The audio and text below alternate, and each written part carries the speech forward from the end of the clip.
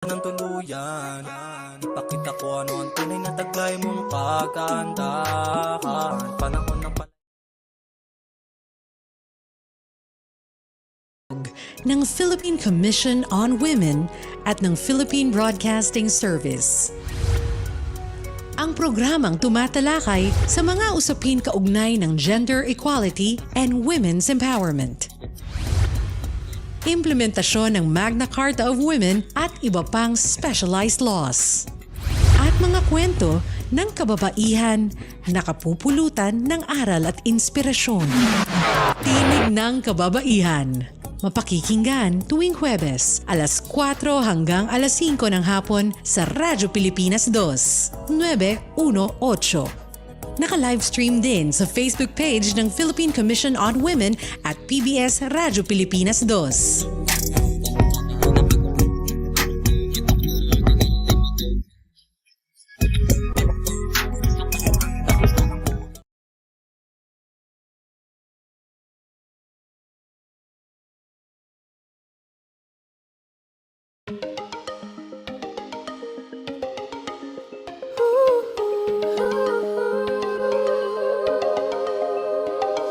Babae ako at may silbi sa lipunan di paaapi.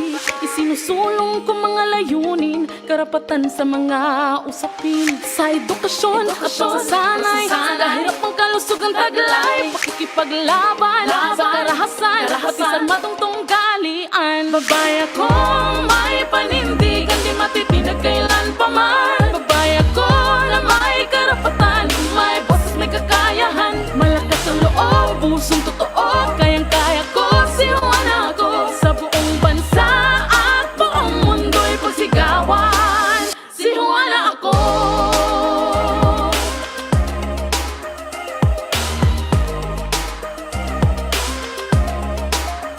Babae ako, kayang pamunuan, magdesisyon para sa karamihan. Mekanismong dulot ay pagunlad, sa kababaihang ipatutupad. Sa usaping sa ekonomiya, karapat ang pagtaot ng media.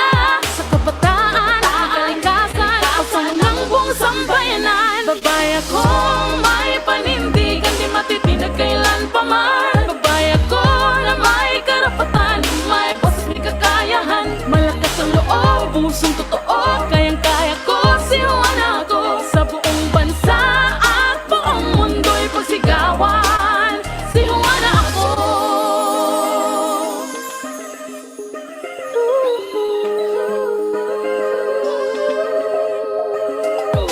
Ako si Juana, babaeng palaban, ang hamon ng buhay dito susukuan. Kung may kapal sa'yo'y nananali, handang harapin anuman ang palaki. Ako si Juana, babaeng palaban, ang hamon ng buhay dito susukuan. Juana ko, si Juana ko.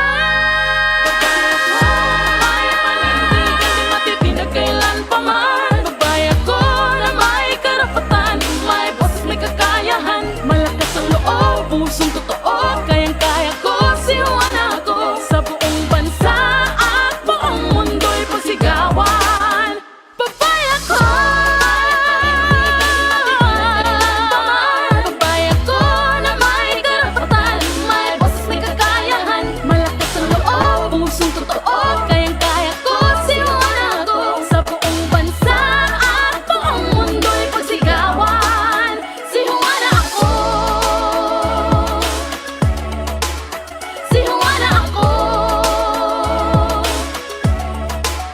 Sinuan ako. Sinuan ako. Sinuan ako.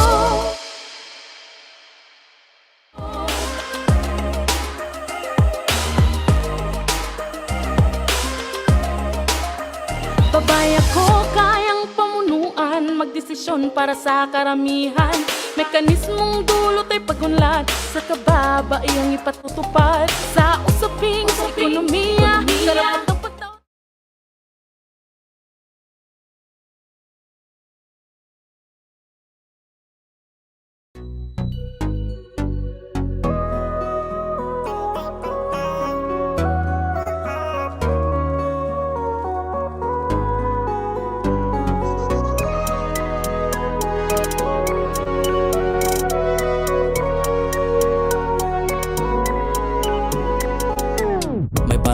upang ilabas ka sa apat na sulok ng kahirapan. Alisin ang takip na humahadlang upang maabot ang karangyaan. Iahon sa sisidlang pananaw at tradisyon na napatas sa kinamulatan. Itulak ang dingding ng diskriminasyon sa ginagalawang lipunan. Tinig kang tinig ng kababaihan, tanaw na madahalaga niyang di matatawaran.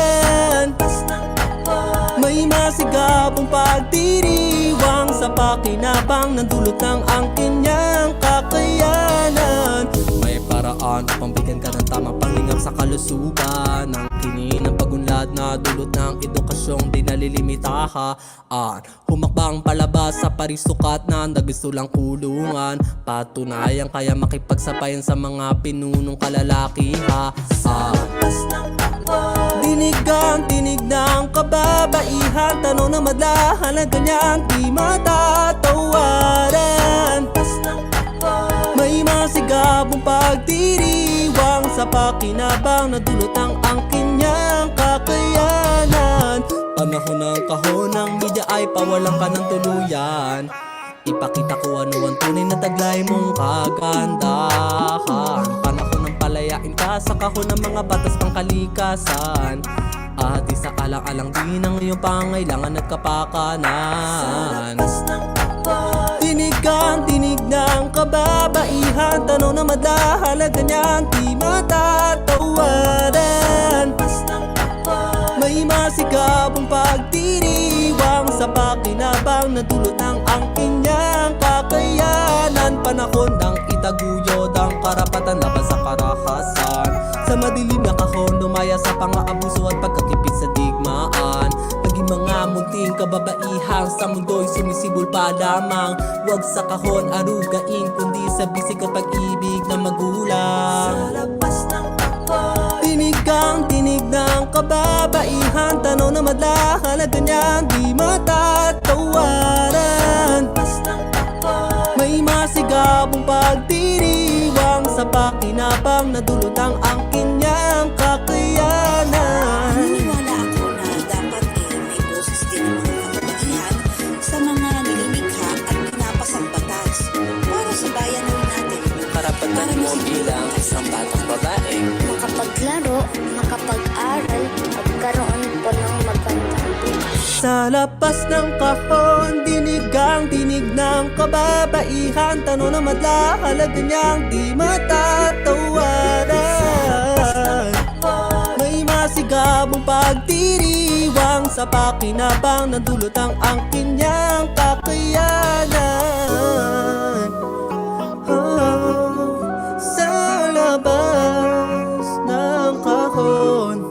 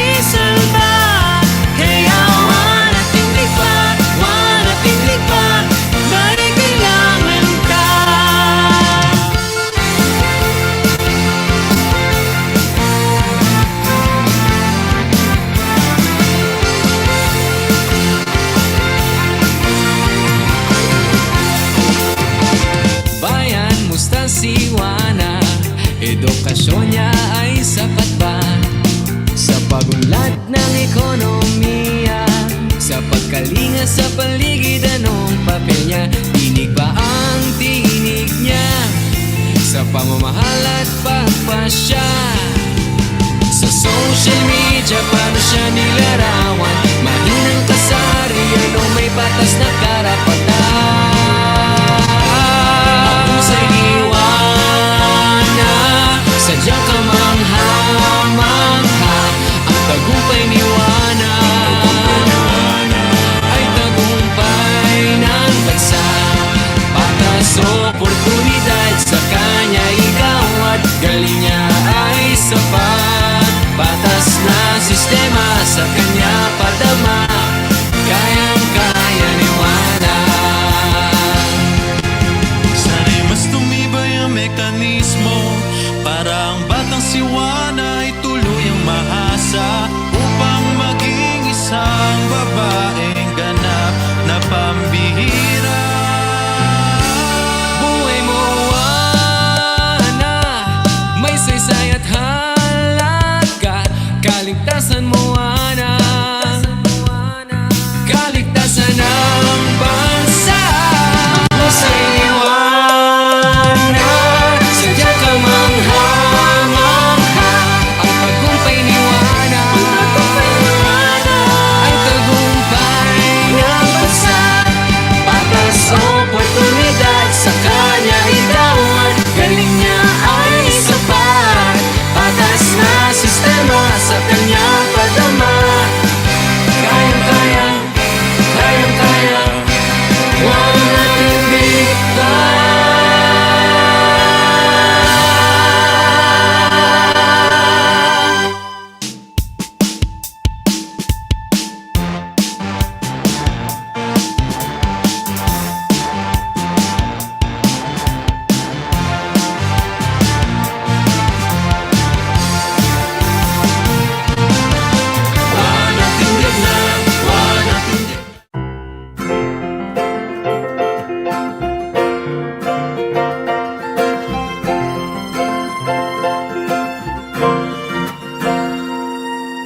O babae, anong katayuan mo sa pang-aabuso ng lipunan sa'yo? Pagdurusa't sakit na dinaranas mo, alam mo ba ang karapatan mo? Pantay na sahod sa parehong trabaho, sa uri ng gawain, di diskriminado.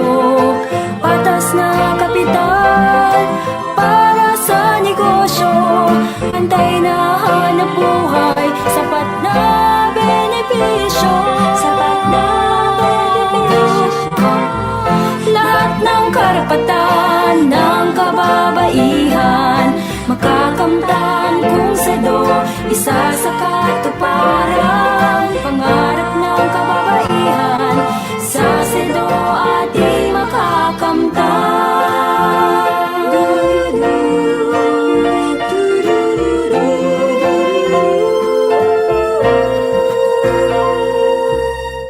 Dekalidad, abot kayang edukasyon, sapat na pagsasanay sa iyong posisyon. Malinis na tubig, tahanan at wastong pagkain, serbisyong pangkalusugan, dapat makamtan. Dapat makamtan ang pagboto sa malinis na halalan, tumakbo sa posisyon na iyong inaasam. Sapat na proteksyon laban sa karahasan, malayang magdesisyon at naninindigan. Lahat ng karapatan ng kababaihan makakamtan kung sado, isa sa katuparan. Pangarap ng kababaihan sa sedo ating makakamtan.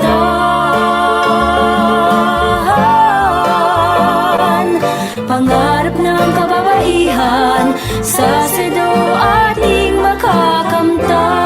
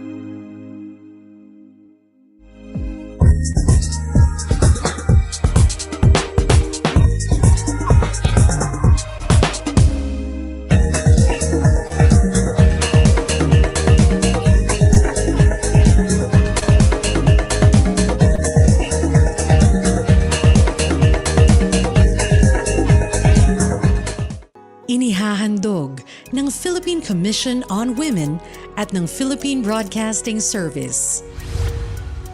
Ang programang tumatalakay sa mga usapin kaugnay ng gender equality and women's empowerment. Implementasyon ng Magna Carta of Women at iba pang specialized laws. At mga kwento ng kababaihan na kapupulutan ng aral at inspirasyon. Tinig ng kababaihan. Mapakikinggan tuwing Huwebes, alas 4 hanggang alas 5 ng hapon sa Radyo Pilipinas 2, 918. Naka-livestream din sa Facebook page ng Philippine Commission on Women at PBS Radyo Pilipinas 2.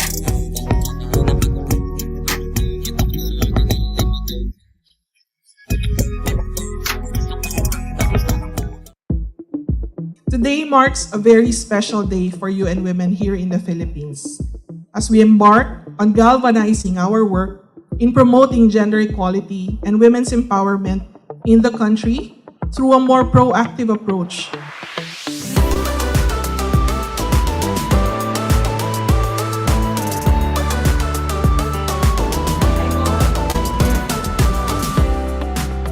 I think it makes a lot of sense by the fact that we are living quite, in some way, dramatic moments, the planet, the society, the world, and it requires this renovated leadership.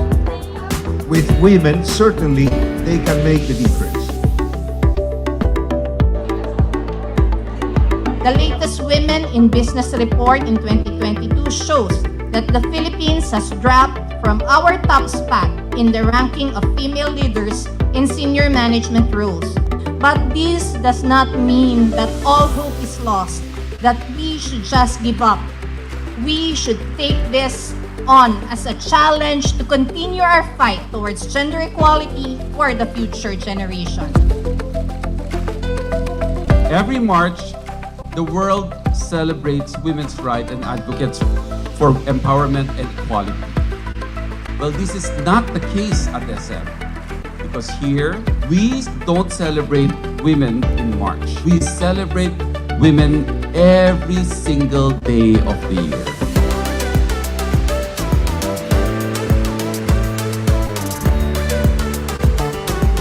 It feels surreal and exhilarating to have all of you here today because it has been 4 years since we last celebrated our National Women's Month face-to-face. We have gathered here for a great cause. We want to break the code. Through the discussions today, we aim to decipher the meaning behind the code, unravel the digital gender gap, address the issue of women's underrepresentation in this industry, and identify ways to leverage ICT to promote the well-being of women and girls.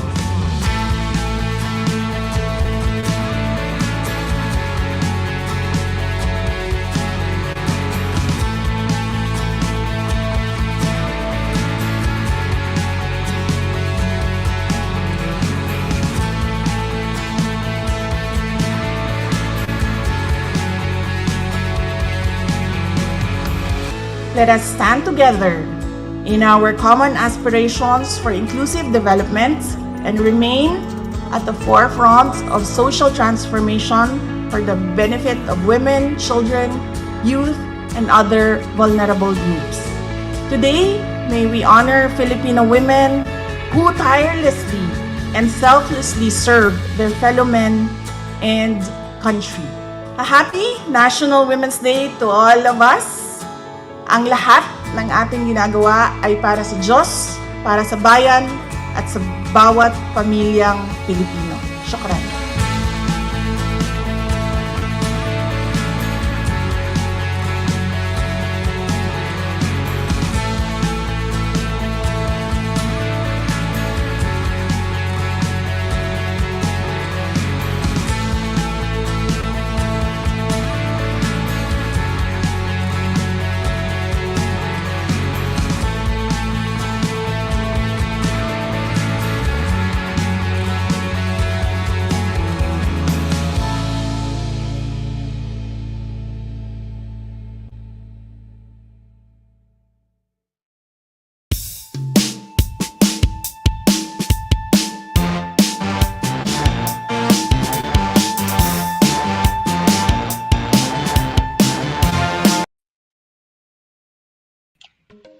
Happy National Women's Month! Narito ang ilang paalala para sa ating digital forum. Respect is the key. Siguruhin na tayo ay magiging magalang at marespeto sa ating mga komento at interaksyon sa ating forum today. Para sa ating game mamaya, siguraduhin na ang inyong susundin ay ang mga instructions o ang mga paalala para maging qualified kayong manalo.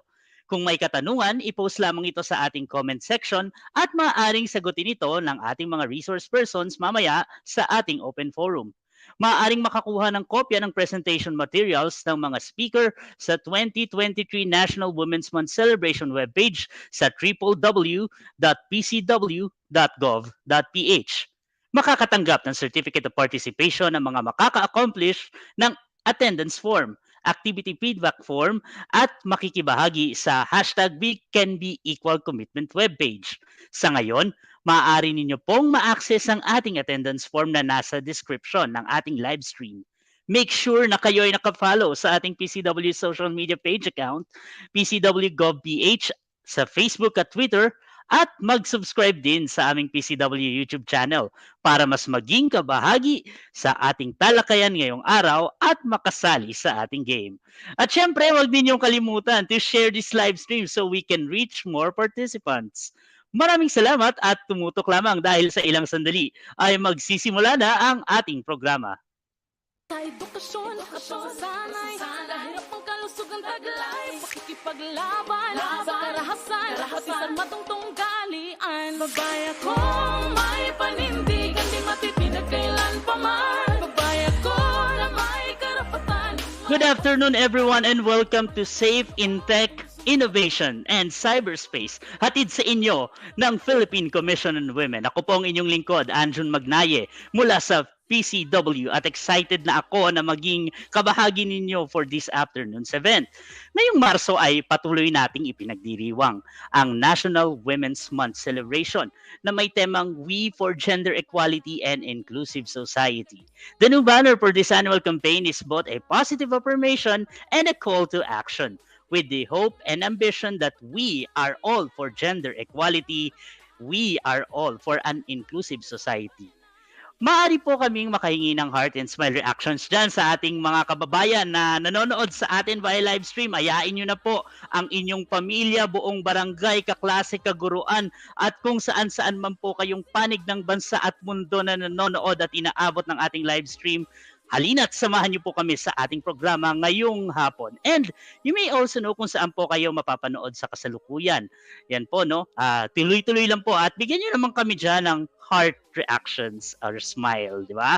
Alam ko namang maraming kababayan ngayon na nanonood sa atin o kaya naman ay gumagamit ng social media sa kasalukuyan. And for sure, makaka-relate kayo sa at makakakuha ng mga panibagong kaalaman sa ating usapan ngayong hapon. But before that, make sure to like, follow, and share PCW social media sites sa Facebook at YouTube so we can, or you can actually join to our discussion for this afternoon. Again, happy National Women's Month po ulit sa bawat isa, and thank you very much for joining us this afternoon. Kaya naman di ko na patatagalin pa.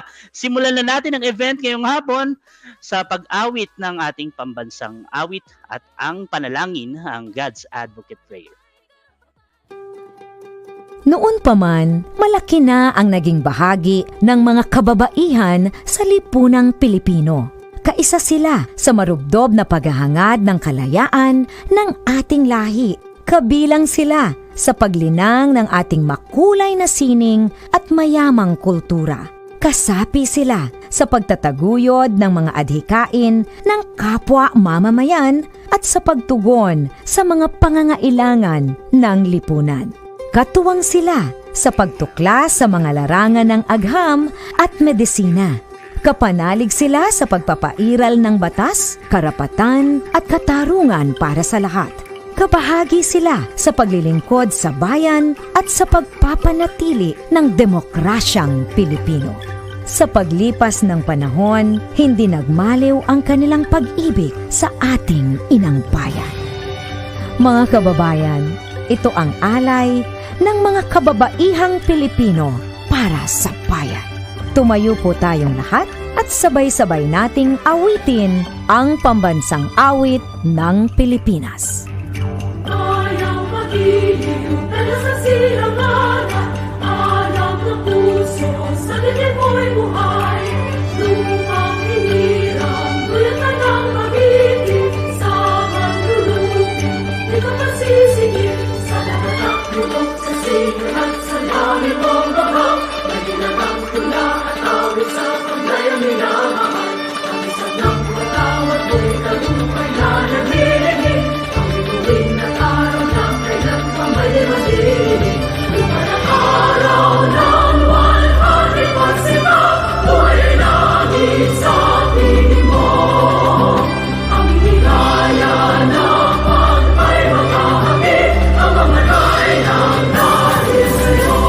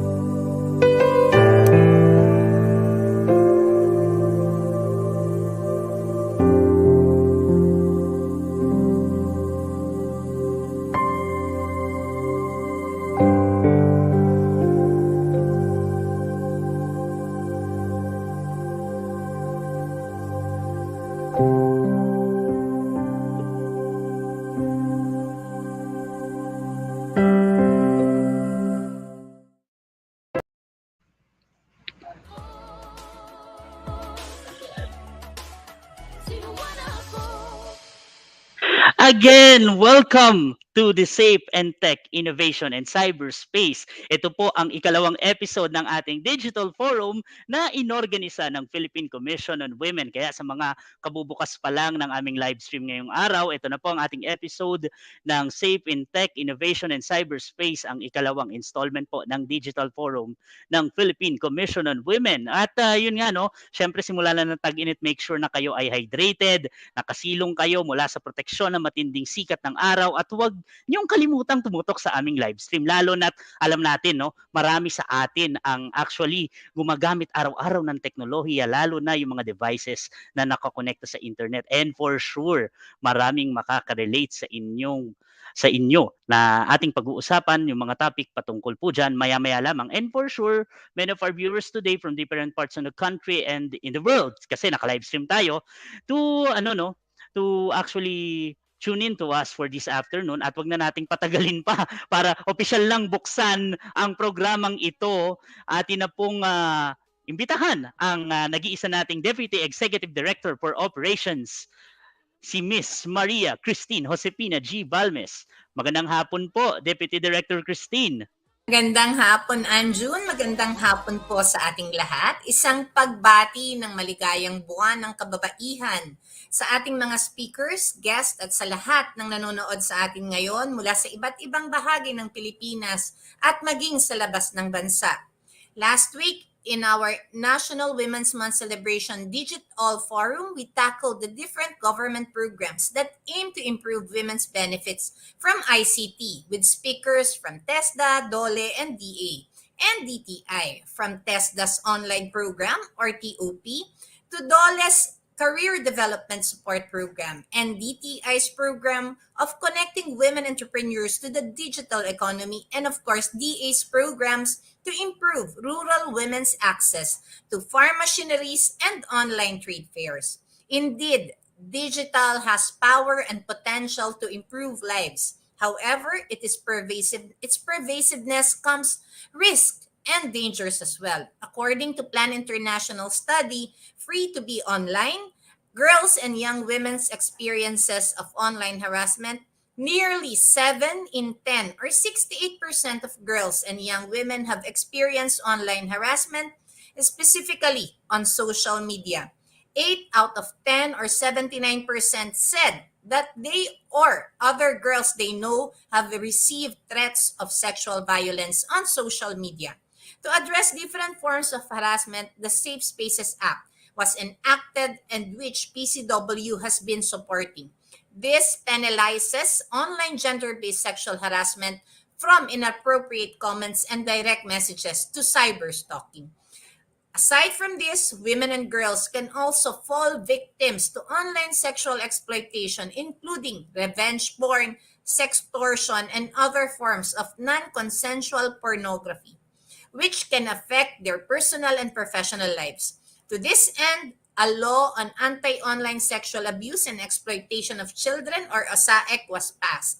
This aims to strengthening current anti-child pornography laws in an environment where social media has allowed the proliferation of online channels and material sexualizing children. Moreover, other issues include privacy violations, online scams and frauds, dating scams, body shaming, discrimination, and the use of cyberspace to enable trafficking in persons. It's important to note that these dangers are not unique to women and may affect individuals of all genders. However, women may be particularly vulnerable to this risk due to various social, economic, and cultural factors. That is why today, we are having this significant conversation about how to make our cyberspace safe. Sana po marami kayong matutunan ngayong araw patungkol sa inyong mga karapatan na maging ligtas at malaya online. Let us all make digital a space for women and girls to connect, inspire, thrive, and excel.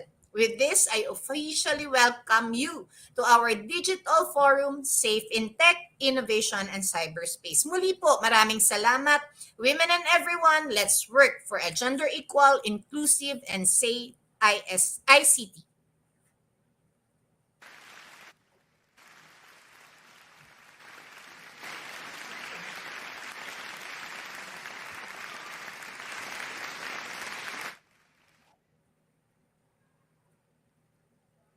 Anjun. So again, thank you very much, DDK, for that. It's just a matter of medyo na-pressure lang today. But anyway, maganda yung naging introduction ni DDK sa atin. Digital has its power to improve lives, but also it has its consequences. That is why we need to have a collective action to make the internet a safe space for all women and girls and have it as a positively enabling place to improve and the continuing progress of everyone. Napakagandang introduction, DDK. Maraming salamat po sa inyong oras sa amin. Muli ang Deputy Director for Operations ng Philippine Commission on Women, Maria Christine Josefina G. Balmes. Ma'am, muli maraming salamat po. And now, let's proceed. Siyempre, alam ko, excited na kayo. Pero bago yan, imbitahan ko po muli kayo na i-like at mag-subscribe dito sa aming Facebook at YouTube page upang mas maging kapaki-pakinabang po ang ating pakikilahok sa ating digital forum ngayong hapon. And to start our very interesting online forum for today, let us welcome our first speaker. So she is Attorney Maria Cristina V. Abalos Naig, Director 4 of the National ICT Plans, Policies, Standards Bureau of the Department of Information and Communications Technology.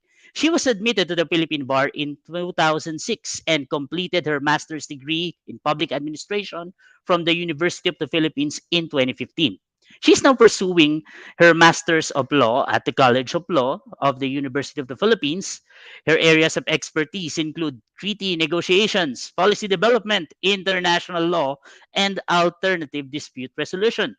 She used to be the director of the ICT's National ICT Planning Policy and Standards Bureau.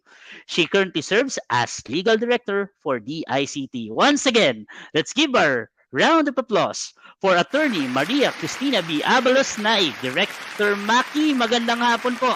Napakainit na tanghali. Yes, good afternoon. Isang napakainit na tanghali din sa iyo. So, without any further ado, I will start my presentation. So I'm here to discuss safe in tech, innovation, and cyberspace.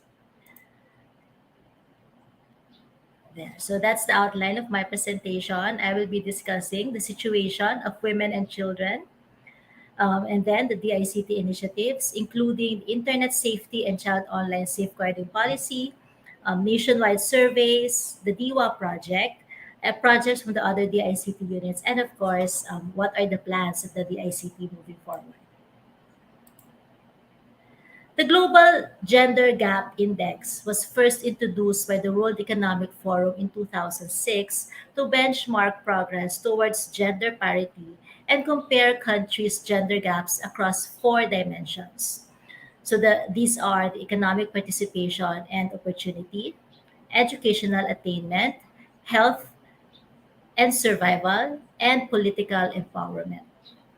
Gender parity concerns relative equality in terms of numbers and proportions of women and men, girls and boys, and is often calculated as the ratio of female to male values for a given indicator. The overall gender parity in 2022 is 68.1% compared to 67.9% in 2021. Progress towards closing the gender gap has stalled in most countries.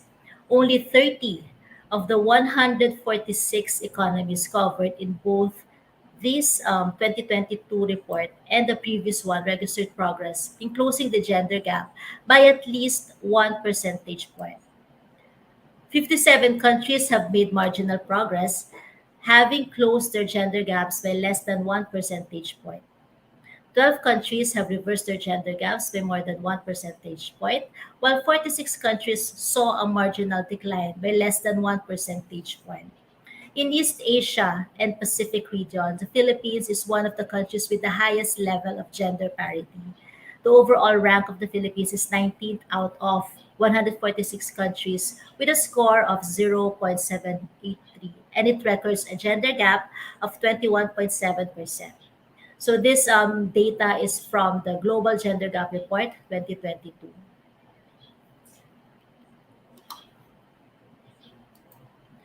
For the Philippines, there is no, as you can see on the data presented on your screen, there is no significant changes, positive or negative, that occurred on health and survival or political empowerment. However, on educational attainment, gender parity decreased at the level of enrollment in primary education, with a notably higher or notably larger share of boys than girls in growing enrollment numbers overall. On the economic participation and opportunity sub-index, while the entire labor force was impacted, in 2022, the share of women participating in the workforce was still 24.5 percentage points lower than the share of men. Gender parity senior officers and managers, as well as for professional and technical workers, remains constant. On the screen before you, this table shows the cyber-related incidents among women based from the 2019 National ICT Household Survey and the 2022 Women and ICT Development Index Survey. So these two surveys were conducted by the DICT, of course, with our partner agencies, the PSA and the PSRPI. As observed, there is a decrease of women who have been a victim of text scam from 42.16% in 2019 to 5.9% in 2022. However, for women who have been a victim of hacking, there is an increase from 3.38% to 32.2%. The trend is the same with women who have been a victim of phishing from 0.55% to 8.2%.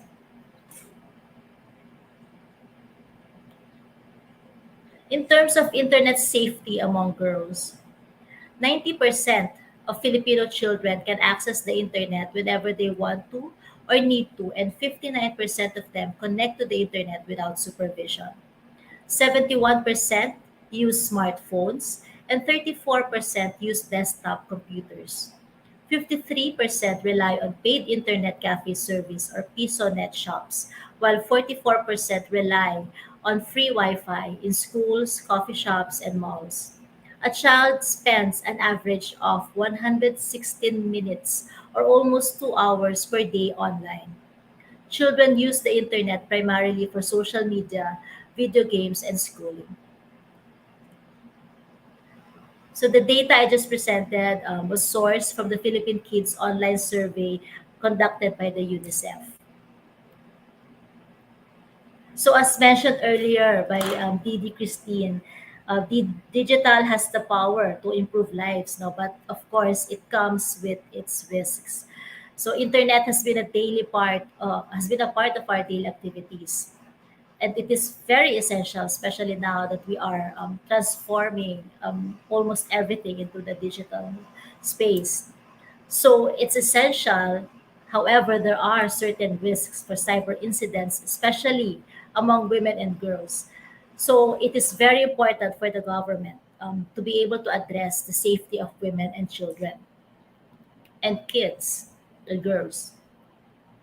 So while the importance of connectivity has been essential in today's transformation, and given all the data that I just presented, the risk within the cyberspace is still there.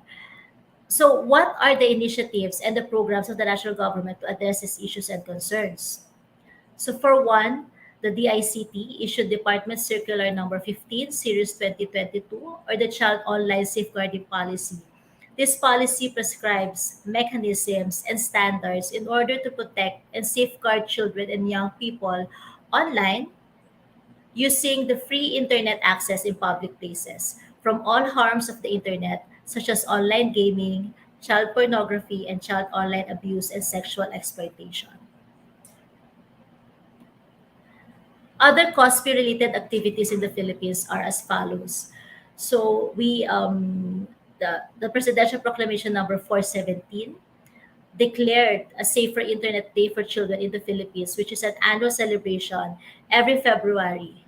So this is a call to action in protecting children for better and safer internet use. We have this hashtag Stop Child Porn PH. This is an online prevention project against child pornography of the Department of Social Welfare and Development Social Technology Bureau, which aims to empower the children, parents, guardians, and other child duty bearers in responding to child online protection issues. Safer Kids PH is a 6-year program that aims to reduce incidents of online sexual abuse and exploitation by strengthening the child protection system. So the DICT, which was established by RA number 10844, serves as the primary policy planning, coordinating, implementing, and administrative entity of the government to plan, develop, and promote a national ICT development agenda.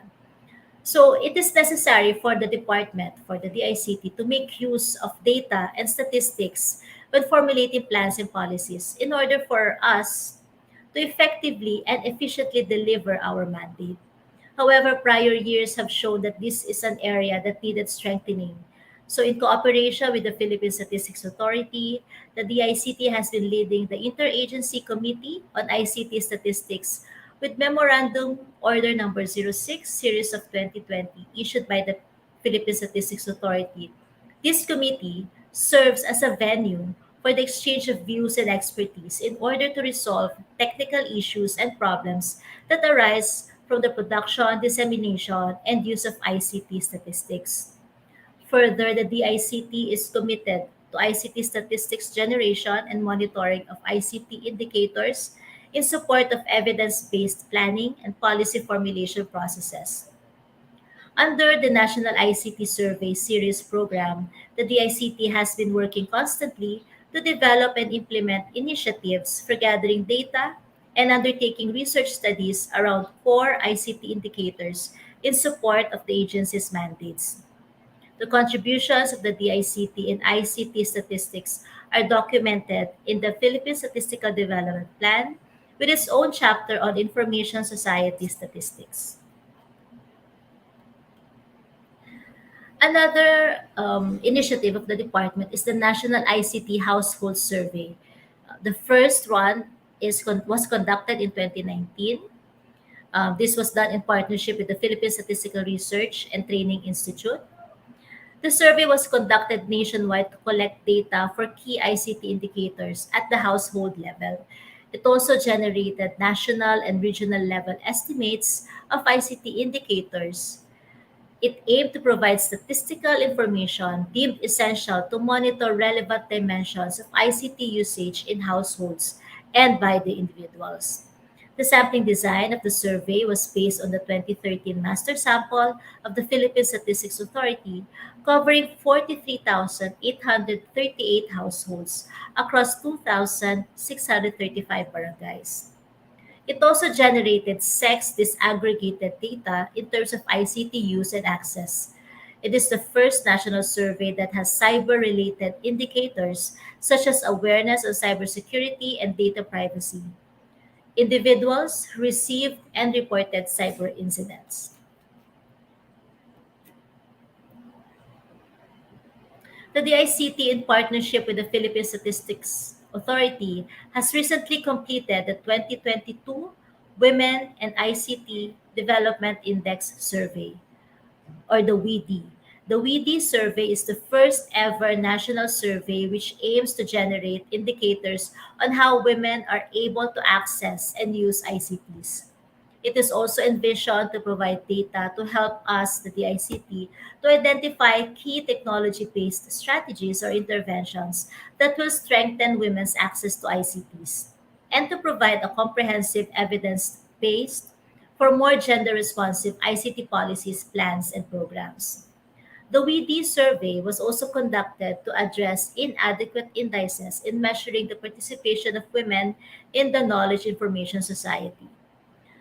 In 2015, the Asia Pacific Information Network Center hosted a 5-day workshop on Women ICT Development Index.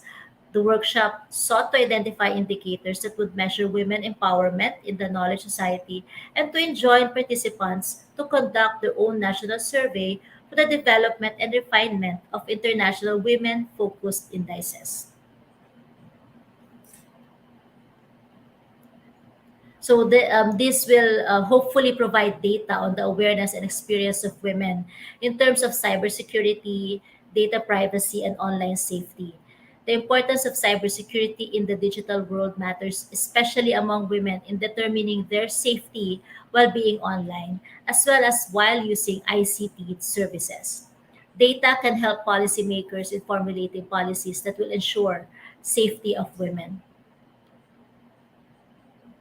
Another initiative of the DICT is the Digital Innovation for Women's Advancement, or the DIWA. The DIWA project was officially launched via Zoom last December 12, 2022.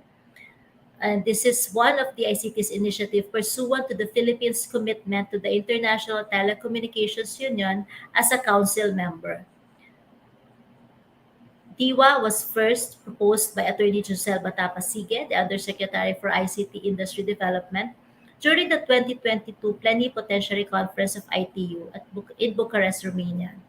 It is in line with ITU's goal to become a model organization for gender equality, using ICT to empower women.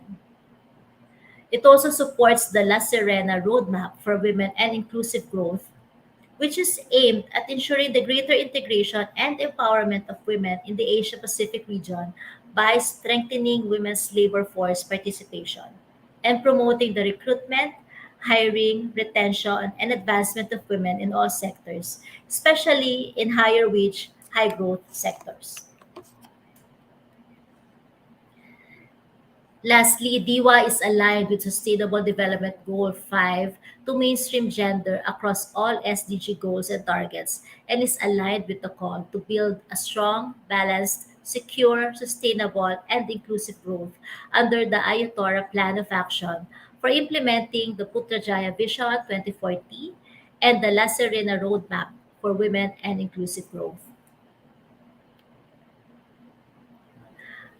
Another endeavor of the DICT are the trainings offered by our ICT Literacy and Competency Development Bureau.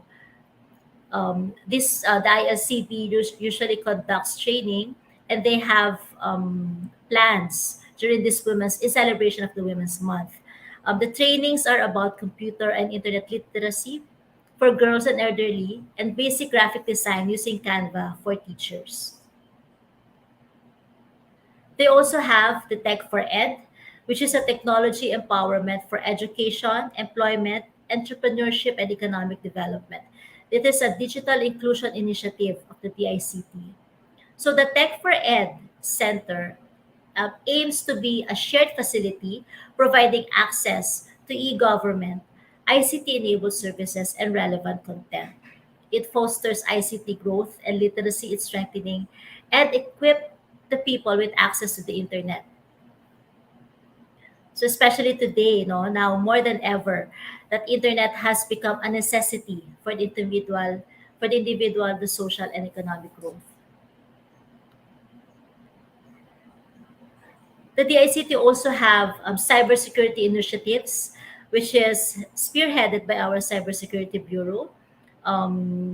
This focuses on the protection of individuals, and it's based on the National Cybersecurity Plan of 2022. So we have cybersecurity education campaign program, which educate, empower, and encourage. They also conduct the training of trainers project, the cybersecurity outreach project, the use of paper, radio, internet, and television media to create a multiplier effect. And of course, they have the National Cybersecurity Awareness Month. While these programs are not specifically um, catered to women alone, a lot of women participants are there are a lot of women participants during the trainings generally.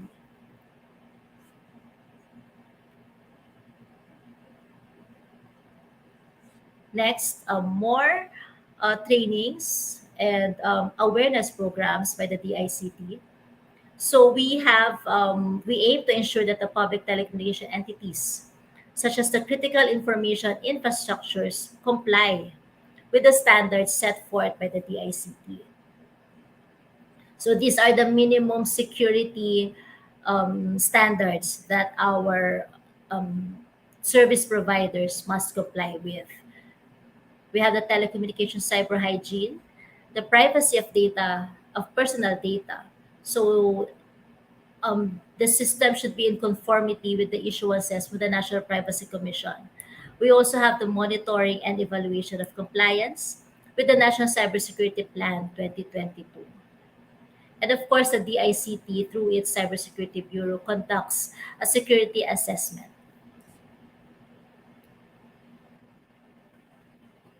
So what are the next steps for the DICT?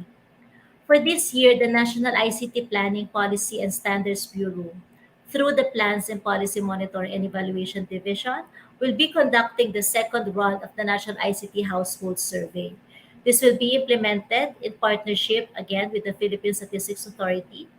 The DICT recognizes that data plays a big part in coming up with evidence-based approaches to develop, design, and implement ICT interventions to ensure that the benefits of ICTs are felt by the citizenry, especially in the GIDA areas or geographically disadvantaged areas. The generation of baseline data the past 3 years also addresses gaps in the domain of ICT statistics, which are crucial in measuring the impact of digital initiatives and the ICT sector at large. The 2023 NICTHS will help generate an updated data on household and individual ICT indicators as well as sex disaggregated data. Has 7 indicators on technology-enabled incidents. So there you can see the indicators on the screen. We have individuals who have heard about cybersecurity, indicators who have received any text scam, SMS fraud, or other cyber incidents such as hacking and phishing. Another indicator is individuals who have reported the cyber incident, individuals who have not reported the cyber incidents, individuals who have been a victim of any cyber incidents, and those who have reported being the victim of a cyber incident, vis-a-vis those who have not reported being the victim of a cyber incident. Lastly, the following solutions and safeguard that can help mitigate the vulnerabilities that women and girls face in cyberspace. Education and awareness campaigns. So it is essential that the ICT initiate awareness campaigns on cyberspace security, emphasizing the importance of protecting personal information and raising awareness on the dangers of sharing personal information online. We will also institute or establish reporting mechanisms that women and girls can use to report incidents of cyberbullying, online harassment, and cyberstalking. Cybersecurity measures, cybersecurity measures such as firewalls, antivirus software, and encryption tools can help protect personal information from being accessed by unauthorized parties. And of course, strengthening interagency collaboration. Of course, the DICT will not be able to do everything on its own. We need also the assistance, the help, and the cooperation of other government agencies, as well as our civil society organizations and other private stakeholders. So in order to combat the risks that we are facing online.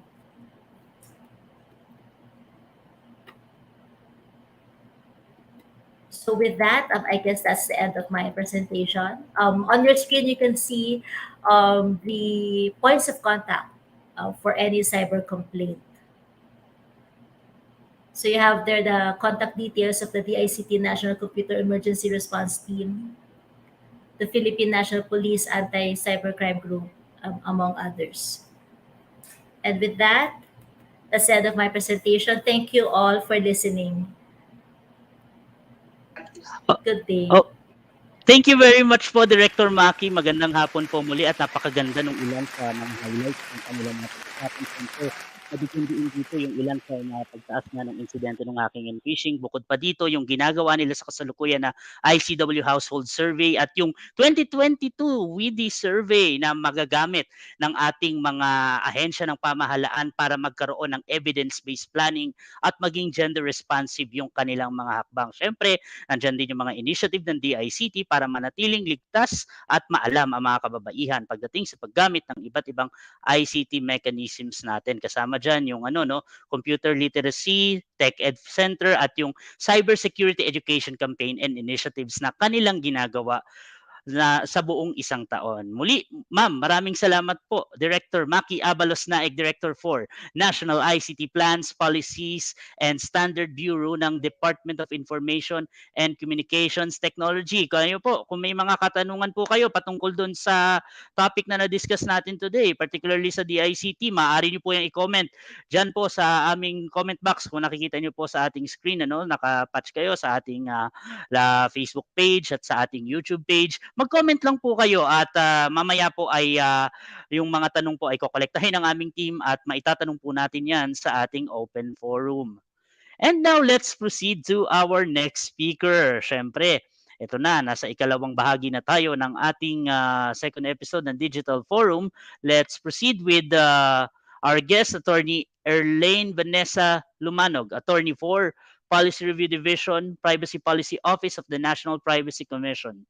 She is currently the Attorney for of the Policy Review Division under the Privacy Policy Office of the National Privacy Commission. Prior to joining the civil service, she practiced law, specializing in corporate law and special projects with reputable full-service firm. Sa NPC, sumulat si Attorney Lumanog ng advisory opinions sa interpretasyon ng Data Privacy Act at maging mga komento sa mga panukalang batas po sa Kongreso at mga inilalabas na issuance ng ahensya ng gobyerno patungkol sa proteksyon sa data privacy. Currently, she is also the subject matter expert for the data privacy module in certificate course for information officers like us, and just like many of us, she is also an advocate for women and children's rights. Kaya naman, let's welcome on board Attorney Erlaine Vanessa Lumanog, Attorney for Policy Review Division, Privacy Policy of the National Privacy Commission. Attorney Erlaine, magandang hapon po. Magandang hapon po, and also good afternoon po to everyone, and thank you for inviting po ang National Privacy Commission para makilahok dito. And napaka-important po talaga ng agenda ng session na to. So for my session naman po, yung gusto ko lang pong mangyari sa atin lahat is magkaroon po tayo ng base knowledge of what the Data Privacy Act is and something that you can appreciate the National Privacy Commission and the Data Privacy Act for when it comes to protecting your own personal data. So next slide please. Makikita natin dito sa study na ginawa ng We Are Social and Meltwater, sila yung mga digital marketing firms. Nakalagay dito na 48% daw of the Filipino population has access to the internet. And next slide. And yung makikita natin, yung important dyan is yung paggamit ng mga tao ng mga ng internet and mga digital platforms. Why is this important? Because every time we use these digital platforms, every time we use the internet, we are churning out some sort of data.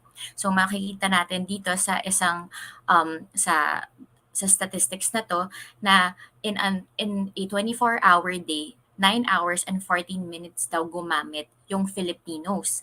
And I think we are either the top 1 or top 2 sa world na gumagamit ng internet in a day. Next slide, please. So you will see here na from, di ba, 9 hours and 14 minutes yun. Here, you will see how much data is being generated in a minute. So imagine the amount of data and also the personal data that you give out to the world every time you use the internet or any other digital platform. Next. Next slide, please. So, gaya nga ng sabi nila na, of course, with all the conveniences and developments that the internet has brought to our lives, syempre, hindi maiiwasan na magkaroon yun ng mga risks. And one of the biggest risks na nakita natin in recent time is yung paggamit ng personal data natin sa hindi natin alam or sa dapat hindi gamitan. So, one example is yung 2016 Cambridge Analytica scandal with Facebook na ginamit yung mga information of the Facebook user as well as the people in their network without them knowing for something na hindi nila alam at hindi sila nagbigay ng permission. Ginamit ito dun sa mga political campaigns na hinahandle ng third-party app na yun. And nakita naman natin na that sparked a big parang revolution for data privacy and all of these social media platforms. Next, please. Next slide, please. So that is why nga po, I want to emphasize how important and significant you appreciating what data privacy is. And in the next slides, I will sort of give you a very comprehensive background on it. Kahit usually mga one day po natin to pinapag-usapan. So yung Data Privacy Act of 2012 was enacted through Republic Act 10173. And if hindi nyo pa alam yung content ng law, it's in the title itself. It says that it is an act protecting individual personal information in ICT systems in the government and the private sector. Hinighlight ko dyan yung mga pinaka-important parts because it says here it protects individual personal information. So only natural individuals, not juridical entities, and the like. It also protects personal data in ICT systems, both in the government and private sector. And as a democratic society, we want the law to be applicable to all. And this is also great kasi sa ibang countries, yung Data Privacy Act nila, it's not uniformly applicable to both private and public. So at least sa atin sa Philippines, we know that the Data Privacy Act is applicable to all personal data systems in both the government and private sector. Next, please. So what does the Data Privacy Act protect? It is your right to privacy. And the right to privacy was first coined or explained by Justice Brandeis of the U.S. Supreme Court, where he said that it is the right to be let alone and the most comprehensive of rights and the right most valued by civilized men. The right to privacy is complementary to all the rights that we have. The right to self-actualize, the right to be who we want to be, to do what we want, to say what we want. So without the right to privacy, you won't be able to exercise all these rights that we have in the Constitution. And also, makikita natin na, of course, gaya ng sinasabi ng lahat, na we are already in a digital age.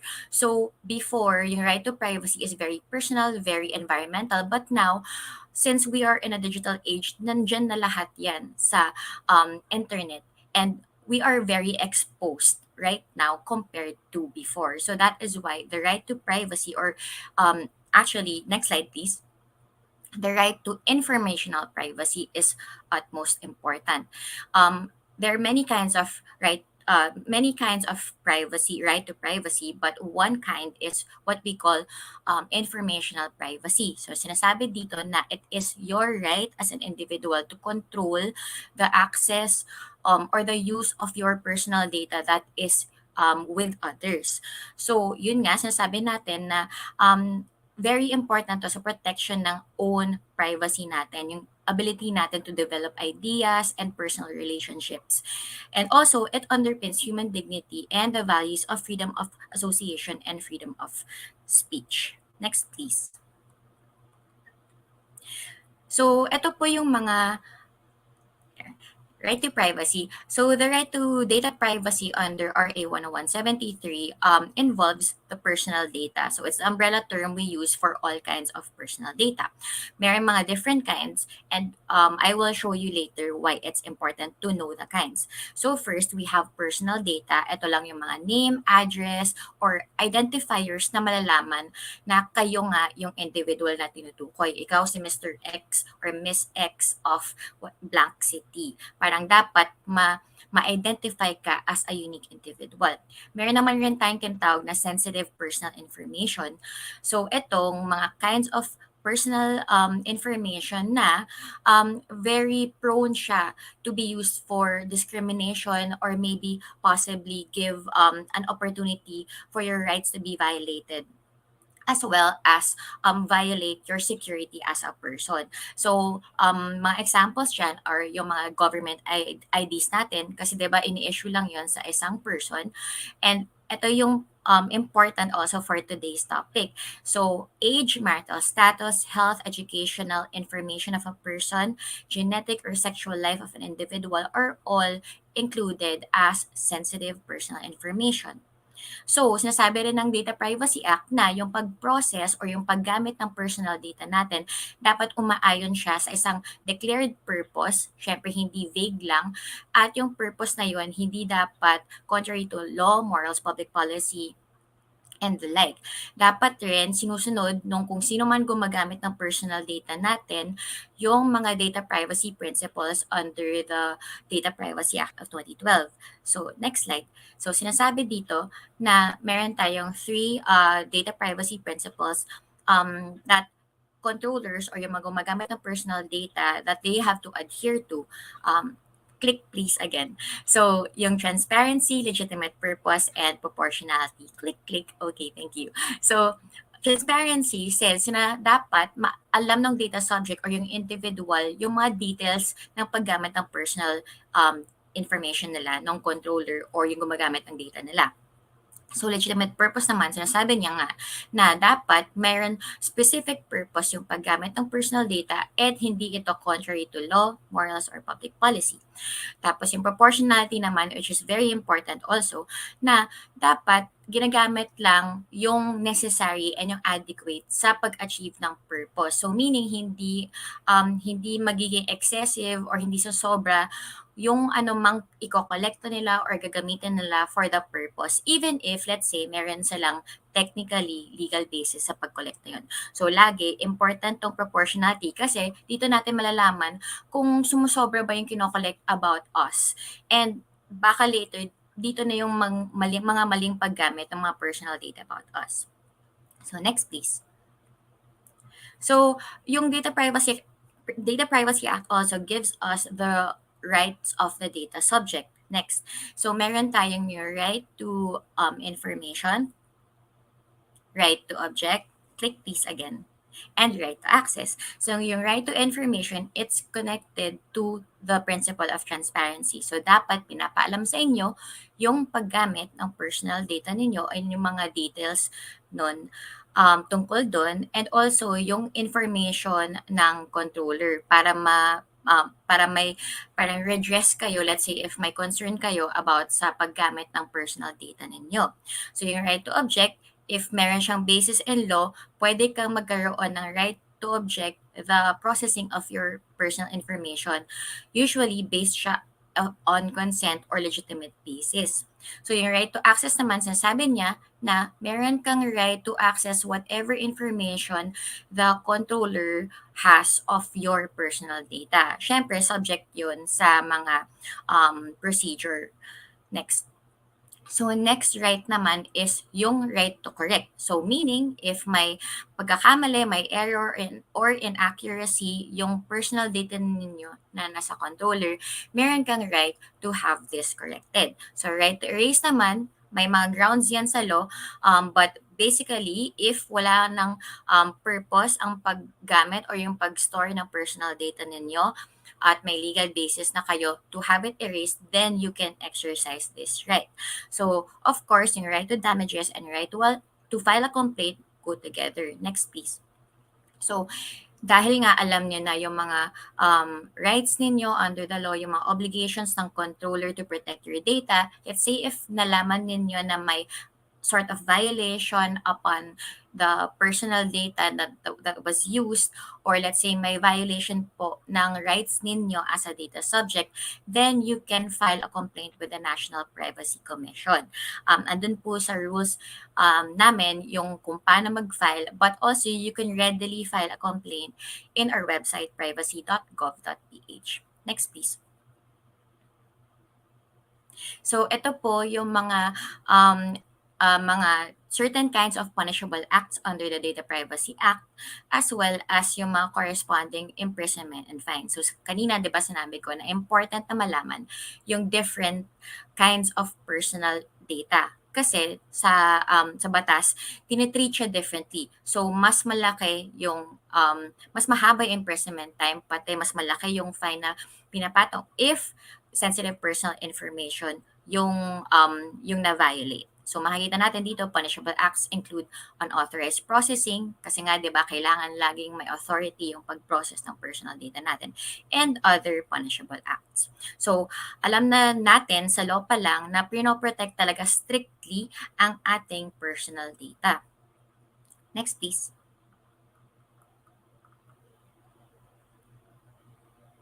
Next, please.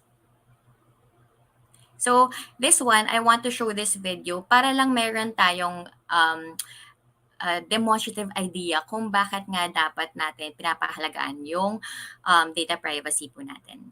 Kindly click on the video. Thank you. Good evening, sir. Thank you for calling Hot and Fast Pizzas. Can I have want to order a pizza. Surely, sir. Can I have your multipurpose identification number? One sec. Yeah, it's RSP 0603-1983-MI. Thank you for the number, sir. Am I speaking with Mr. Rajneesh Haspuri from Baikala, Mumbai? Yes. The number from which you're calling is 9191930484 and your residential number is 22223244. Yes. But how do you know all this? We are connected to the system, sir. We have all the related information. Thank you, sir. Good, good. I want to order a regular size seafood pizza. Sure, sir.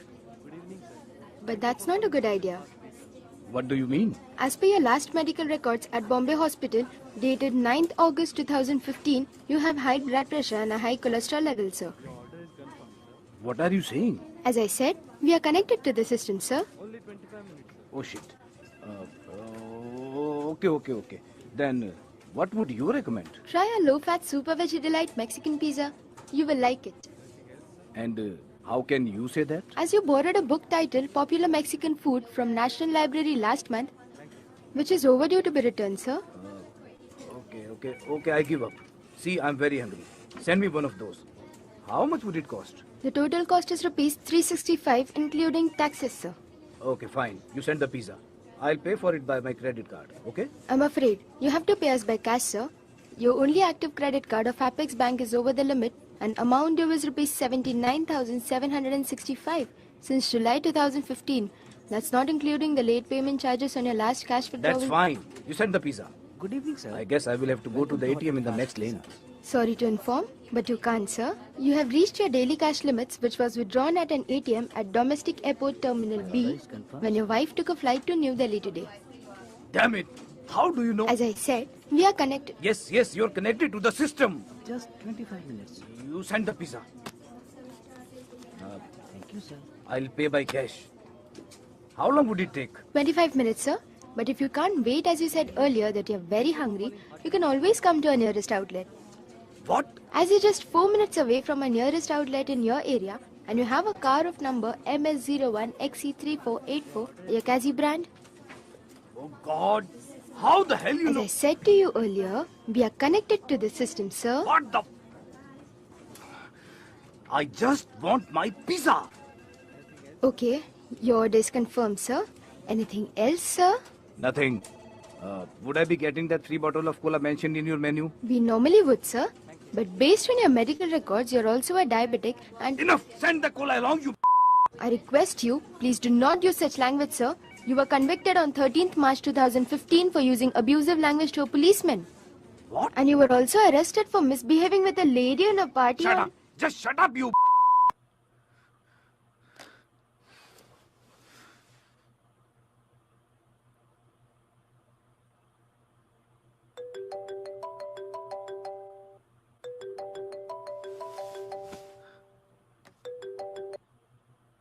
Hello? Good evening, sir. Am I speaking with Mr. Rajneesh S. Puri? Yes. Sir, we have a complete anger management program which can treat your aggressive behavior. What? Who told you that? It's in our system, sir. To hell with your system! Your system! Ayan po. So nakita po natin, next na po, sa video na to, very funny siya and also fictional lang po siya ha. Pero makita natin na parang na-violate nga yung right to privacy ng individual. What if gusto niya lang mag-order ng pizza, di ba? Wala siyang pake dun sa medical status at that time. So it's very funny, but it's just one demonstration on how the right to privacy is very significant in order that we can live our own lives. So punta na po tayo dun sa mga pagprotekta ng National Privacy Commission and ng Privacy Act sa daily lives natin. So, yung kinoconcentrate talaga ng DPA or Data Privacy Act is data privacy and protection. And sabi nga ng ni Professor Joseph Kanatachi, the UN Special Rapporteur on the Right to Privacy, that everyone, irrespective of their biological sex, sexual characteristics, sexual orientation, or gender identity or expression is entitled to the full enjoyment of right to privacy. Next, please. So, sinabi niya rin dun sa report niya sa United Nations na yung privacy offers protection against gender-based violence, discrimination, and other harms that disproportionately affect women, intersex, and non-binary gender individuals.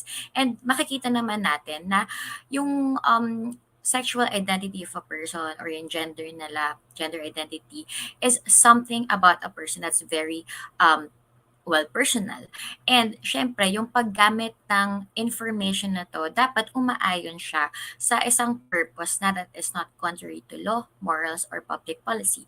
So, hindi rin dapat nagkakaroon ng violation of the rights or the freedoms of the data subject. So, next, please.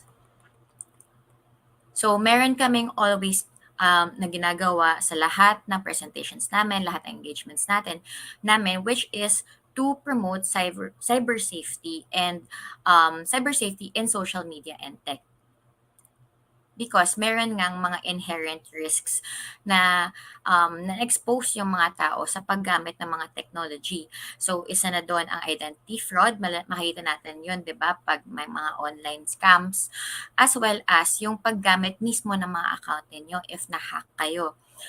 Meron rin yung online sexual abuse and exploitation of women and also children. And also meron tayong cyberbullying and all kinds of violation of our data privacy.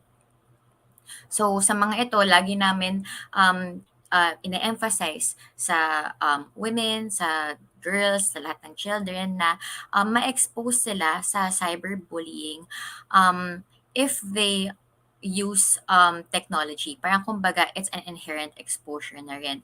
But, of course, there are also always redresses to that crime. Kasi alam natin, crime siya.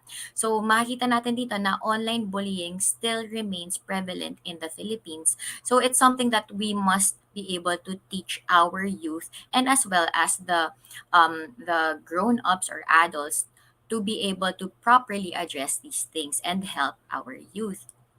Next, meron rin kaming laging ine-emphasize na risk, which is the online sexual abuse and exploitation of children. Next, please.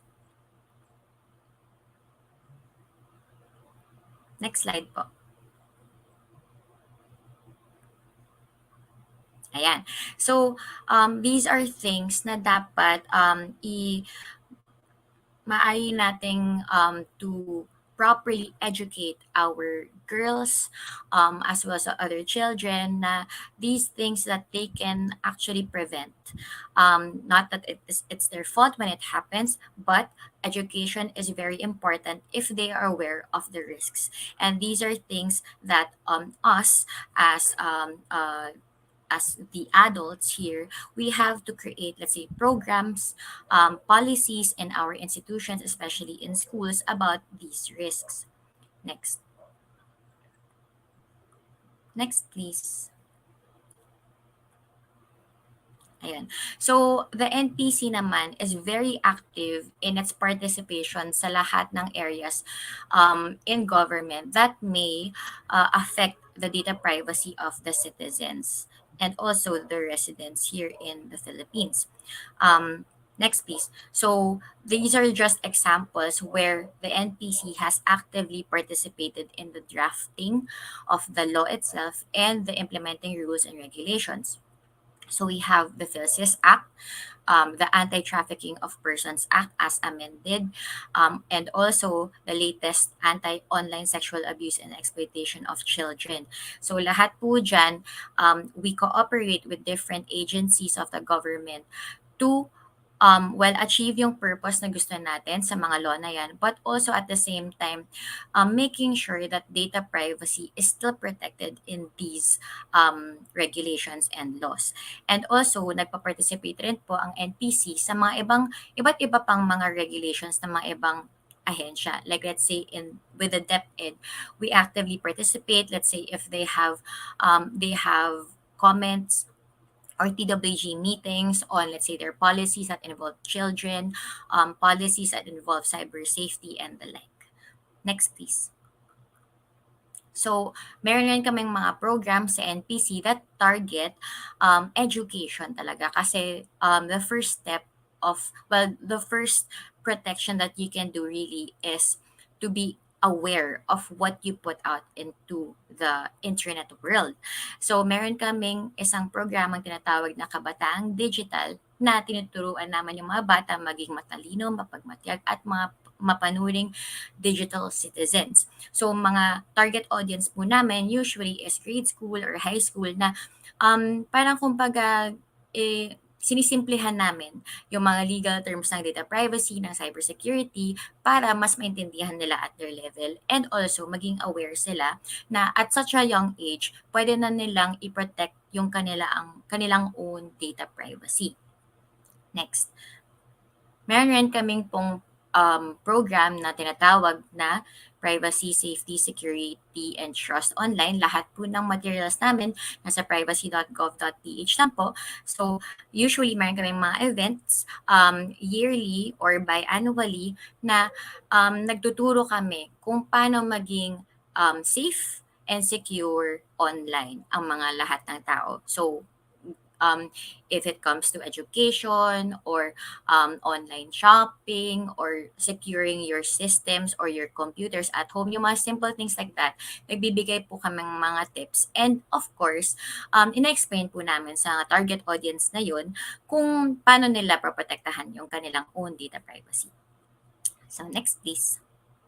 And yun nga, dahil nga Women's Month po, meron kaming specific targeted na PSST campaign this March 29.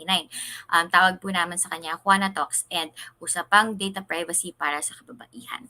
So mamaya, bibigay ko po yung details for all of you to join po. So next please. Ano lang po, ito na po yung last part. I always want to give to end my talk with something practical for you to to learn to protect your own data privacy. But this video, next video is very very very important. Please play. Thank you.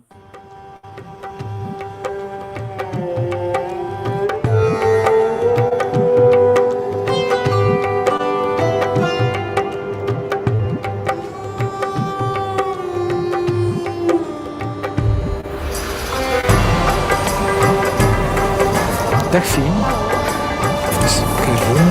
Voilà. Ik zie een school tegen Antwerpen. Ja?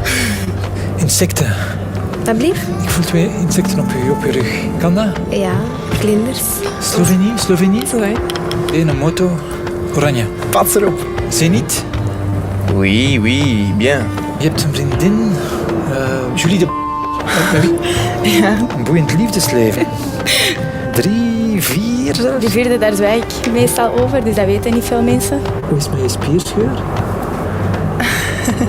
Une maison rouge, balcon blanc. Ja.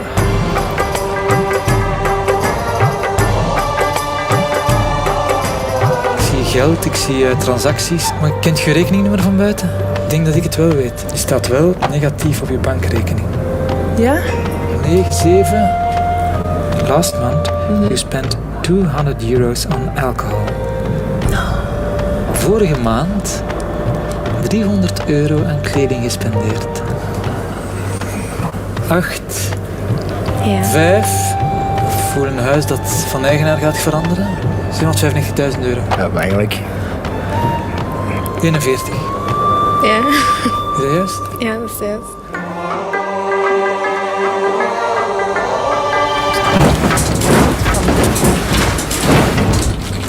Oh my god. Oh nee. Dat is, ik weet niet hoe eng.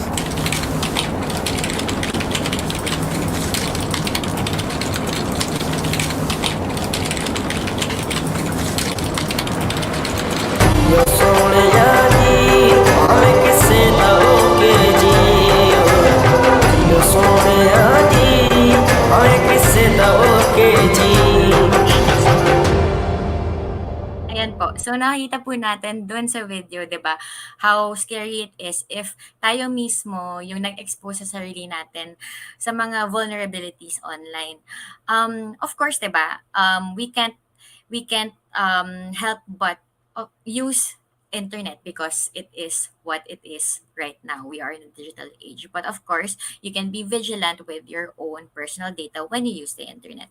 So, meron po kaming parang resource online na tinatawag namin 30 ways to love yourself online. Pero for this session, I will choose my top 5. So, next. So, tip number 1, create strong passwords. Pumili ng password na talagang ipaglalaban ka sa mga hacker. So, mag-create po tayo ng complicated passwords. And sana po, next tip, which is connected. So, tip number 2, never use the same passwords on multiple accounts. Kasi nga, if na-hack ka, mas madaling makukuha lahat ng access to all of your accounts. So, sabi dito, huwag masyadong maging loyal sa isang password para na rin mong binigay ang lahat-lahat. So, tip number 8. Next, please. Don't click on pop-ups or virus warnings.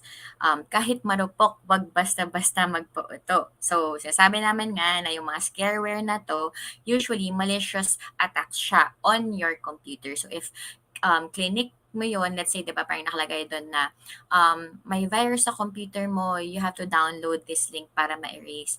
Yun yung tinatawag natin na scareware. So, wag po natin i-click yung mga link na yun kasi sila mismo yung may virus. So, second to the last tip. Tip number 6, do not log in on personal accounts on free or public Wi-Fi. Hindi lahat ng libre at willing magpagamit ay dapat gamitin.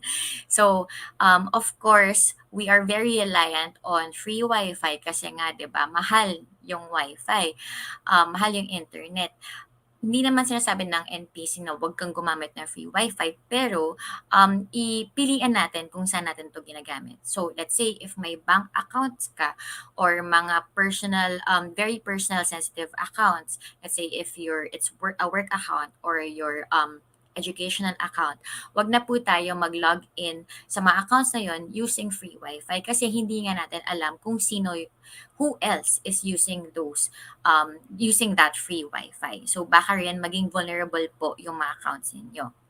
So last tip, next po, like the video, sabi, don't be too public. So sa panahon ngayon, mahirap nang ibigay ang lahat-lahat. So there are things talaga that you have to keep private to yourself kasi maari po tayong maging self-sabotaging na tayo mismo yung nag-expose sa sarili natin doon sa mga risks online. So yung mga government IDs natin, wag lang natin i-post kung saan-saan online. Let's say if you're so proud nakakuha ka let's say ng driver's license or ng passport o ng visa, if hindi mo talaga ma-help na ma-post yon, redact mo na lang yung mga details na yon. So again, you really have to be the first shield to protect your own personal data. Next. So last, always think before you post and next slide please. And think before you post and think before you tap. So to end po, that ends my presentation and thank you for listening. And if gusto nyo pong mag-register sa aming program this March 29, yan po ang QR code. So salamat po sa lahat and good afternoon.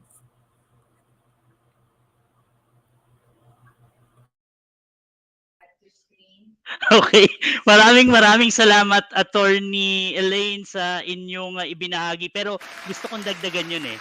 Yung kaninang sinabi mo. Mga tao dito, sinasabi nila na sila daw ay open book. Di ba? Open book daw. Pero ang totoo po niyan, wala talagang open book. It pays to sometimes close yourself to other people and not overshare, hindi ba? Minsan we need to protect ourselves from other people from getting sensitive information. Kaya pag sinabi ng tao sa iyong siya ay open book, huwag kayong maniwala doon. Wala pong taong open book. Maraming salamat po, Attorney Erlane, sa inyong informasyon po na kanilang ibinigay sa atin, lalo na po doon sa doon sa ilang mga bagay partikular sa ating data privacy at doon sa mga campaign nila like yung doon sa yung privacy, safety, and trust online at yung kanilang WANA talks po na gaganapin sa March 29. We invite you to participate on that, and for that later makakapiling pa natin si Attorney Erlane. And thank you for the moment, ma'am. Maraming salamat po sa inyong pagbabahagi, Attorney Erlane. Vanessa Lumanog, Attorney for Policy Review Division of the Privacy Policy Office of the National Privacy Commission. So if you have any questions about Attorney Lumanog's presentation, feel free to comment your questions on our live feed sa ating pong YouTube at Facebook. Mag-subscribe, mag-like at mag-share na rin kayo dyan sa atin. At yan po ay ating kokolektahin ng ating team para sa open forum na sasagutin po natin mamaya.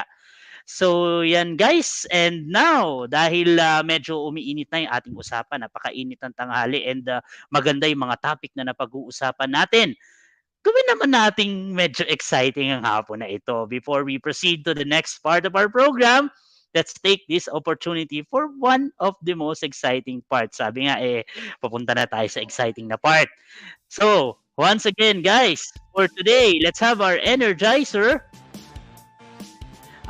We will be playing the Crack the Code Challenge. Ayan guys, paalala pong muli bukas po ang ating Energizer para sa ating mga Facebook participant. Kaya naman po sa mga nasa YouTube, baka pwedeng kung may isa pa kayong cellphone, punta kayo sa Facebook page namin para mag-participate kayo. Like and subscribe button po.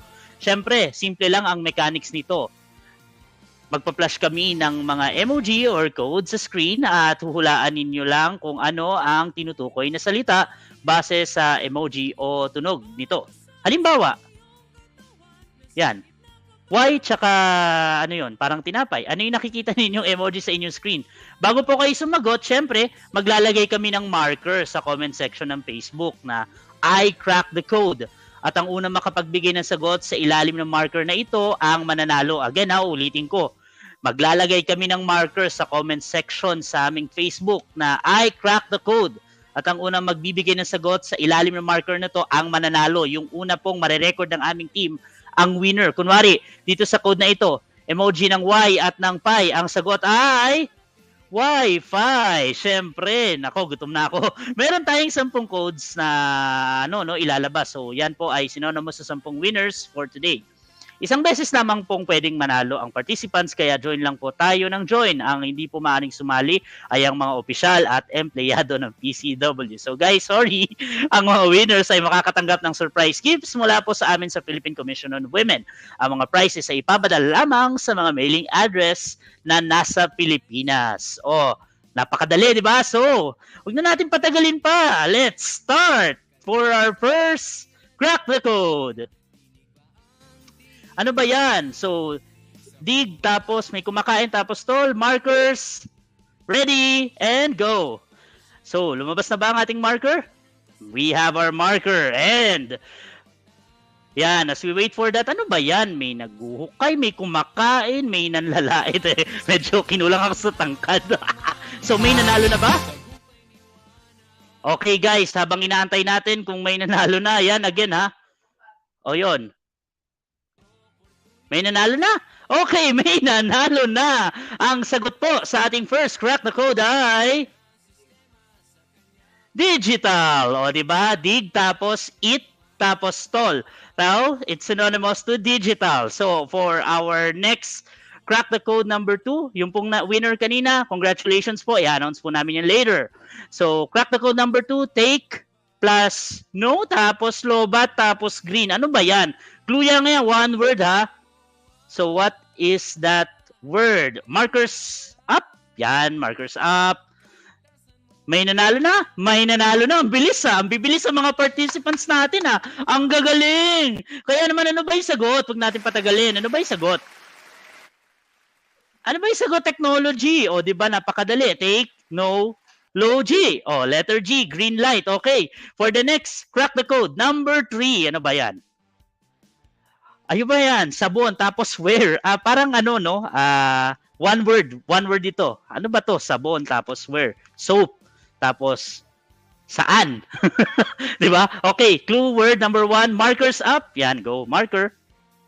Okay, may nanalo na? May nanalo na. Ano nga ba ang sagot?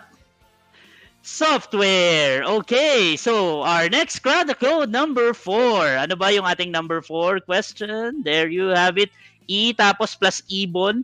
Hindi ko alam anong ibong yan. That's pugo. Plus T. Yan. So clue, one word lang po yan. Markers up.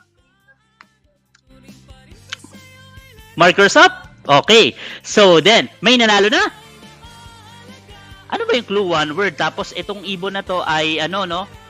Quail. Okay, may nanalo na. Ano nga ba ang sagot dito sa Crack the Code number 4? May nanalo na? May nanalo na. Equality po ang tamang sagot. That is E, tapos quail, tapos T. Equality. Number 5. Crack the Code for this afternoon. Number 5. Number 5. We have the in, tapos may X, tapos may vase, may on. One word. Ano po ba kahulugan yan? In. Yan. Okay? Markers up? Markers up. There. Okay? May nanalo na? Okay, so, okay, there's a winner. And what is the answer for Crack the Code number 5? Innovation. E, tapos no, tapos vase, tapos on. Innovation. Number 5, Crack the Code is innovation. Number 6, Crack the Code for this afternoon. Ano ba yan? Oh, pababa, tapos loading. Napakadali nito. Clue lang, one word, ano? Marker. Yan, marker po natin. Please. Yan. May nanalo na? Okay? Okay, ano ba yan? Clue, one word. May nanalo na. May nanalo na. O, ano ba ang sagot? Napakasimple niyan, download. O, di ba? Napakadaling gawin. So, number 6 is download. Number 7, crack the code for this afternoon. Ano ba ang clue natin dyan? Uy, may mag-a-apply, tapos may case, tapos may on. Clue, one word lang po yan, marker up. Okay, up na po ang marker natin. Sino kaya ang mapalad na mananalo for the number 7 draw? May nanalo na? May nanalo na? Wala pa. So, ayan guys. Naku, medyo Medyo mahirap yan. Kaya, may nanalo na. So, clue natin is one word. Ano na ang sagot sa ating crowd call number 7? Application. So, syempre, resume ginagamit sa pag-apply, tapos case, tapos on. That's application. That is crack the code number 7, application. So, let's proceed to number 6, crack the code. Ano nga ba yan? Tumatawa tapos stop? Markers up? Yan, markers up po tayo. So, pwede kayo magsagot for the crack the code number 8. Clue, one word lang po yan. May ha-ha-ha, tsaka ano yan? Nilalaro ko yan ng bata ko. Basta, yan yon. So, meron na bang nanalo? Okay, so yan. Tawa ng tawa, tapos, okay, tawa ng tawa, tapos yan, top. Hoy, may nanalo na daw. So, ano ba ang sagot sa crack the code number 8? Laptop, syempre tawa. Ano ba yung tawa? Laugh sa English. Tapos yung top, syempre trumpo, English po ay top. So, let's proceed to crack the code number 9.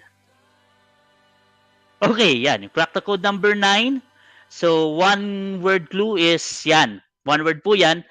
Markers up. There you have it, markers up. Pwede na pong magsagot for the crack the code number 9. Okay.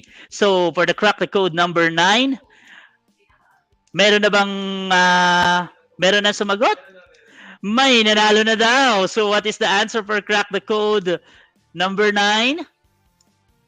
Network. Siyempre, nakita natin yan yung net. So, mahilig mag-sport. Ngayon, tag-init, mayroon yan. Marami yan. At saka working. Yung babae doon sa may laptop ay working. So, it's network.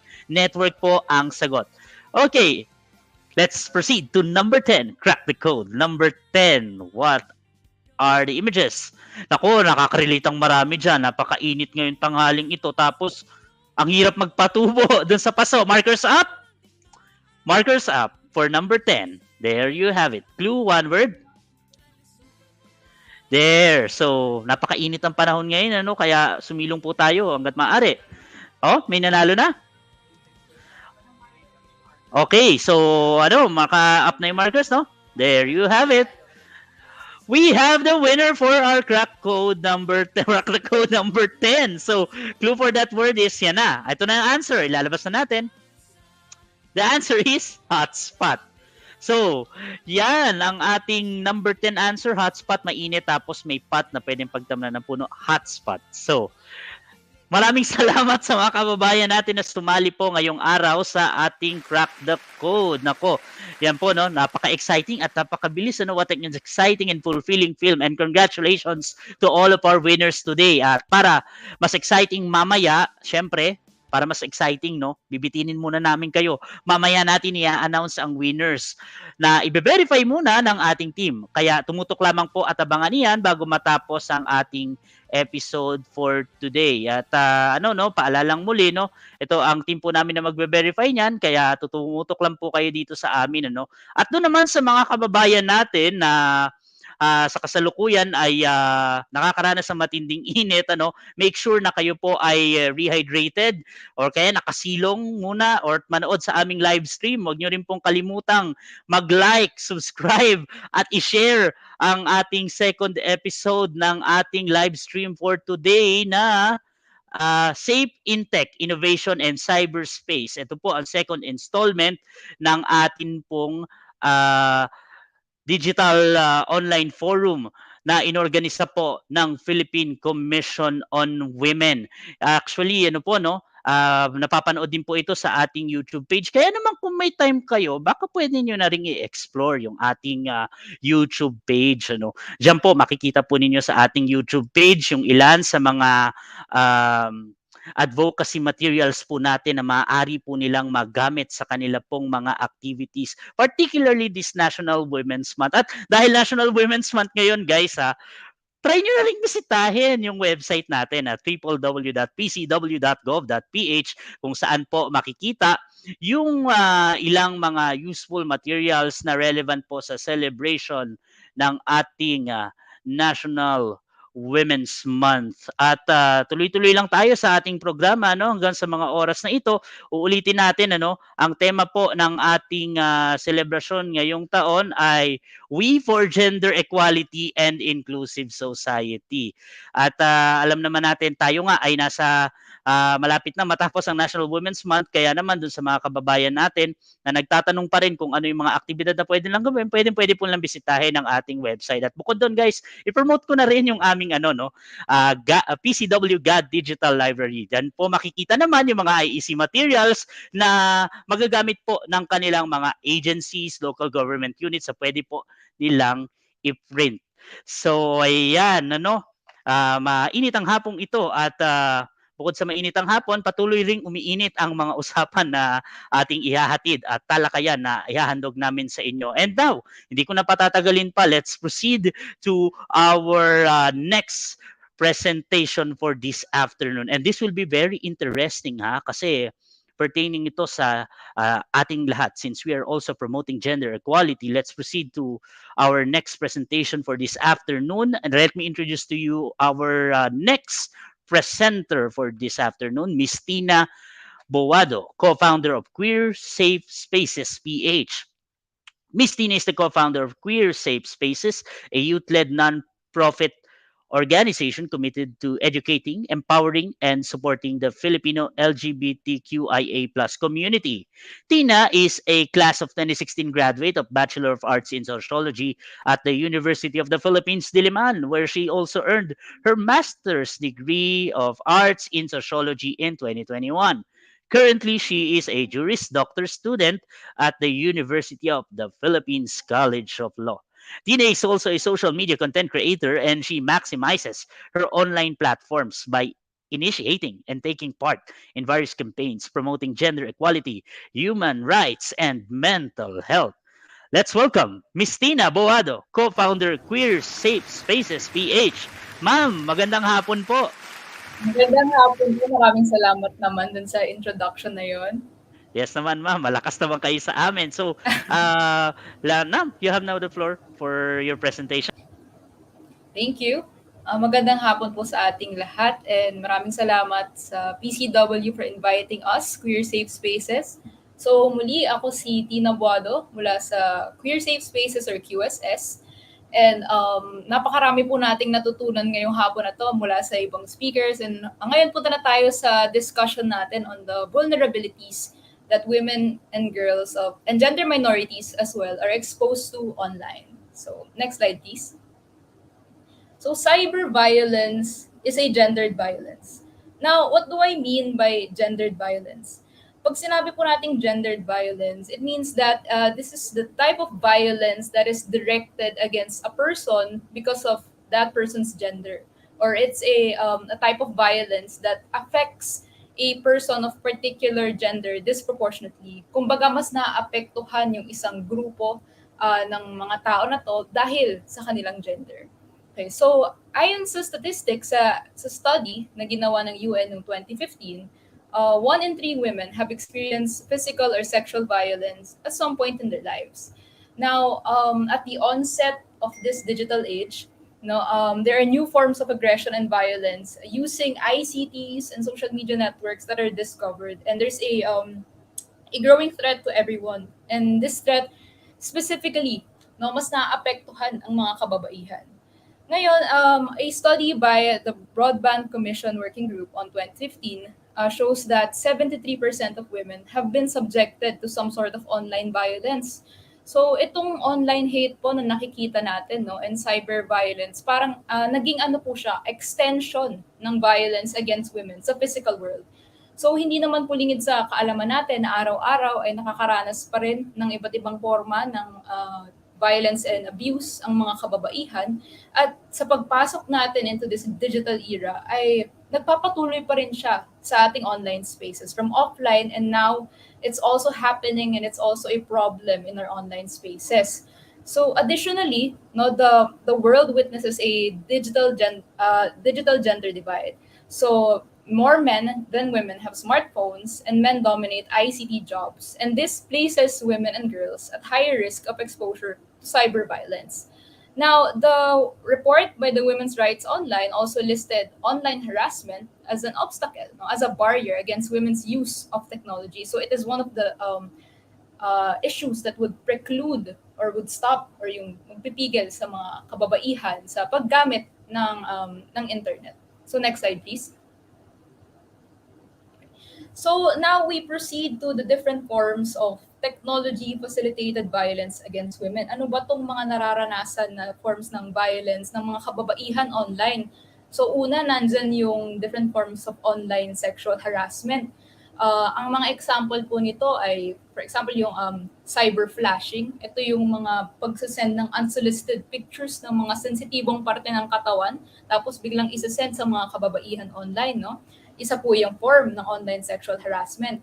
Nandyan din yung mga sexualized comments na pag nag-post ng pictures, yung mga kababaihan ay mayroong mga, yung mostly strangers, no, hindi mo naman kilala, tapos magko-comment ng very sexualized comments sa pictures mo. So that's also a form of online sexual harassment. There's also sexualized defamation, no, not necessarily na may picture, pwedeng magpo-post lang siya sa feed mo or sa kahit anong social media platform mo na binabastos ka, defamation or slander. Meron din mga gumagawa ng impersonation for sexual purposes or yung tinatawag nating catfishing.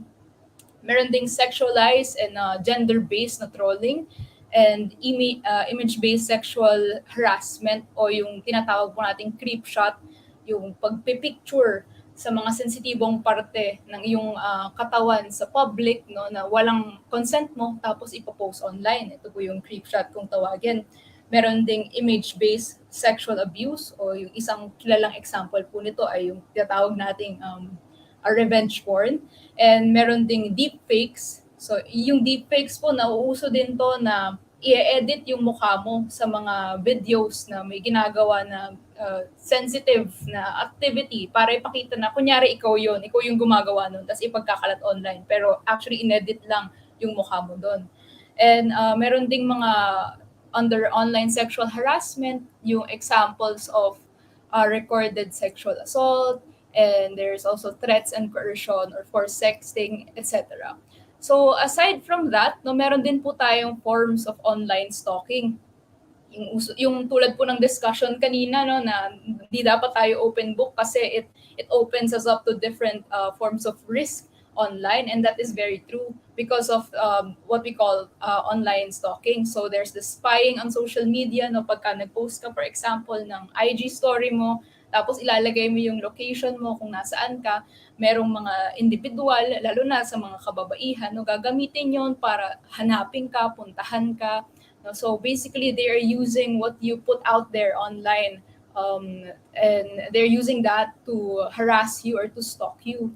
And aside from that, no, meron din po yung constant messaging and password stealing. Pwedeng yung naging discussion din po natin kanina, no, na kukunin yung password mo or i-hack yung device mo. Minsan maglalagay pa ng spyware, no, spyware installations, yung personal device, and impersonation for stalking means or tracking you via your GPS kasi halos lahat na rin ng mga cellphone natin, no, meron dyang may option dyan na i-on yung location. Minsan hindi natin alam na naka-on pala yung location natin sa iba't ibang apps natin. So kung familiar po kayo sa series na You sa Netflix, si Joe Goldberg, so siya po ay isang striking example of an individual who uses your online activity to stalk you. So ang nakakatakot po niyan ay merong mga totoong Joe Goldberg sa mundo po natin ngayon.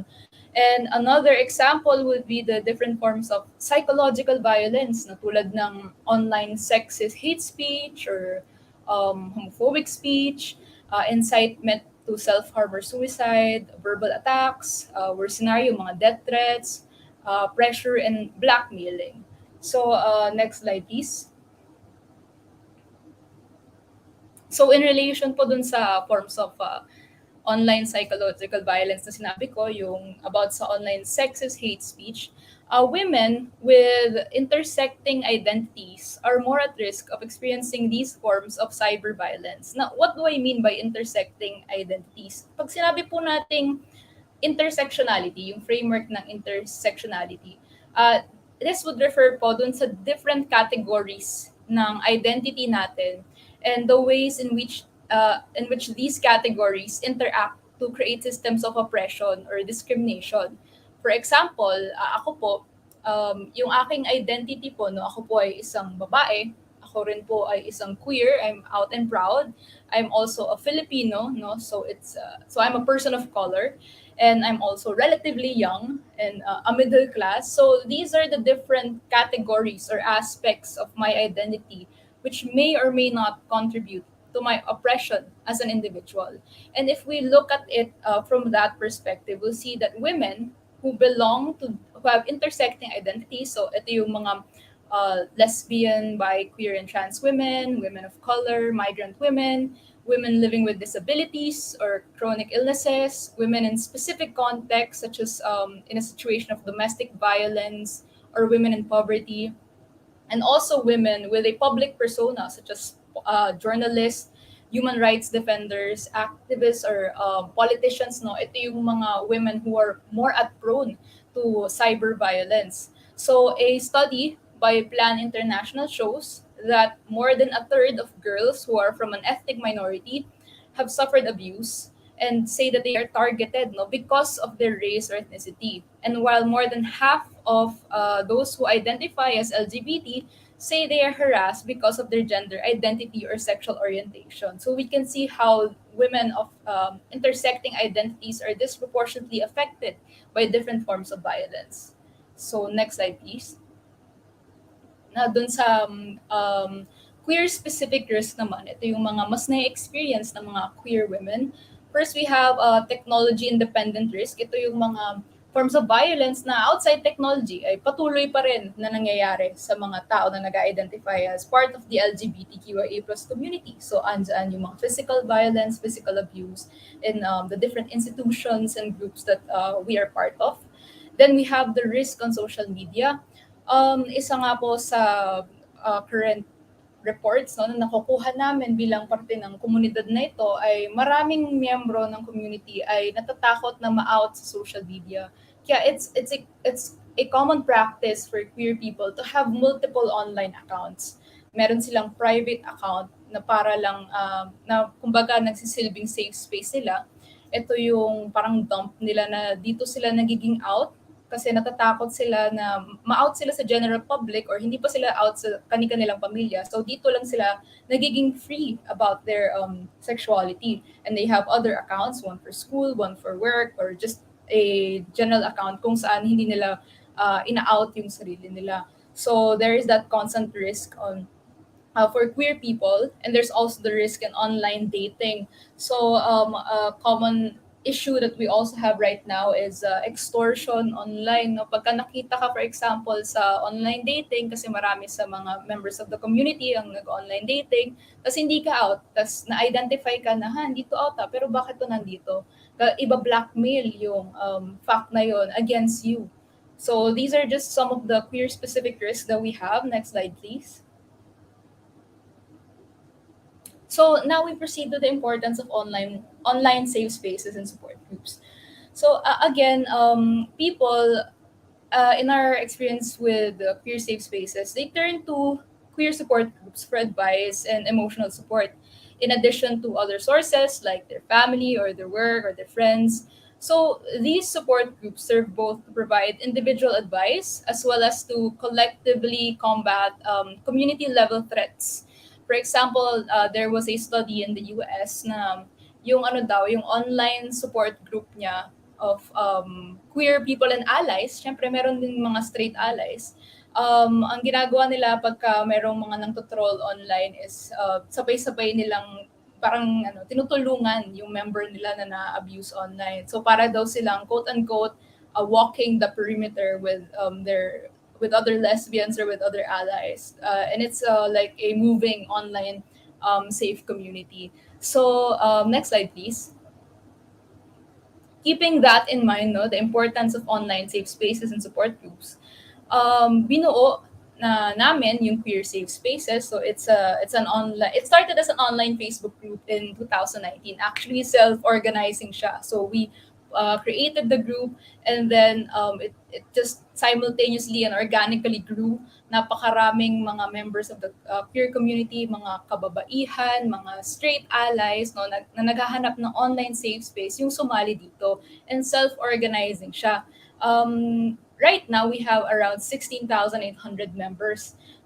Pero during the beginning, no, nakakatuwang panoorin na ganun na lang siya lumaki at nag-grow, lalo na during the pandemic kung saan marami dahil sa lockdown no, nagsibalikan sa kanilang sa bahay ng mga pamilya nila, sa mga probinsya nila, and ang nakakalungkot kasing reality is that marami pa rin sa mga kasama natin sa LGBTQIA+ community ang hindi tanggap ng pamilya nila.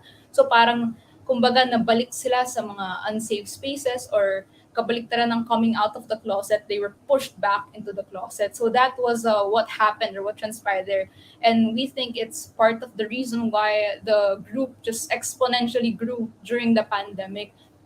So here in Queer Safe Spaces, it's a small community. No, we conduct a lot of activities, and dahil nga the whole stretch of the lifespan of this organization basically took place during the pandemic, at ngayon pa lang naman tayo bumabalik sa mga physical or mga face-to-face activities. Karamihan dun sa mga naumpisahan namin mga activities to provide an online safe space took place online. So there are online meetups. Meron din kami naging online sports fest noon nung kasagsagan ng pandemya na talagang hindi na natin alam kung 2-week lockdown lang ba yun or magtutuloy-tuloy pa. And we also do awareness raising activities and advocacy building activities. So next slide, please.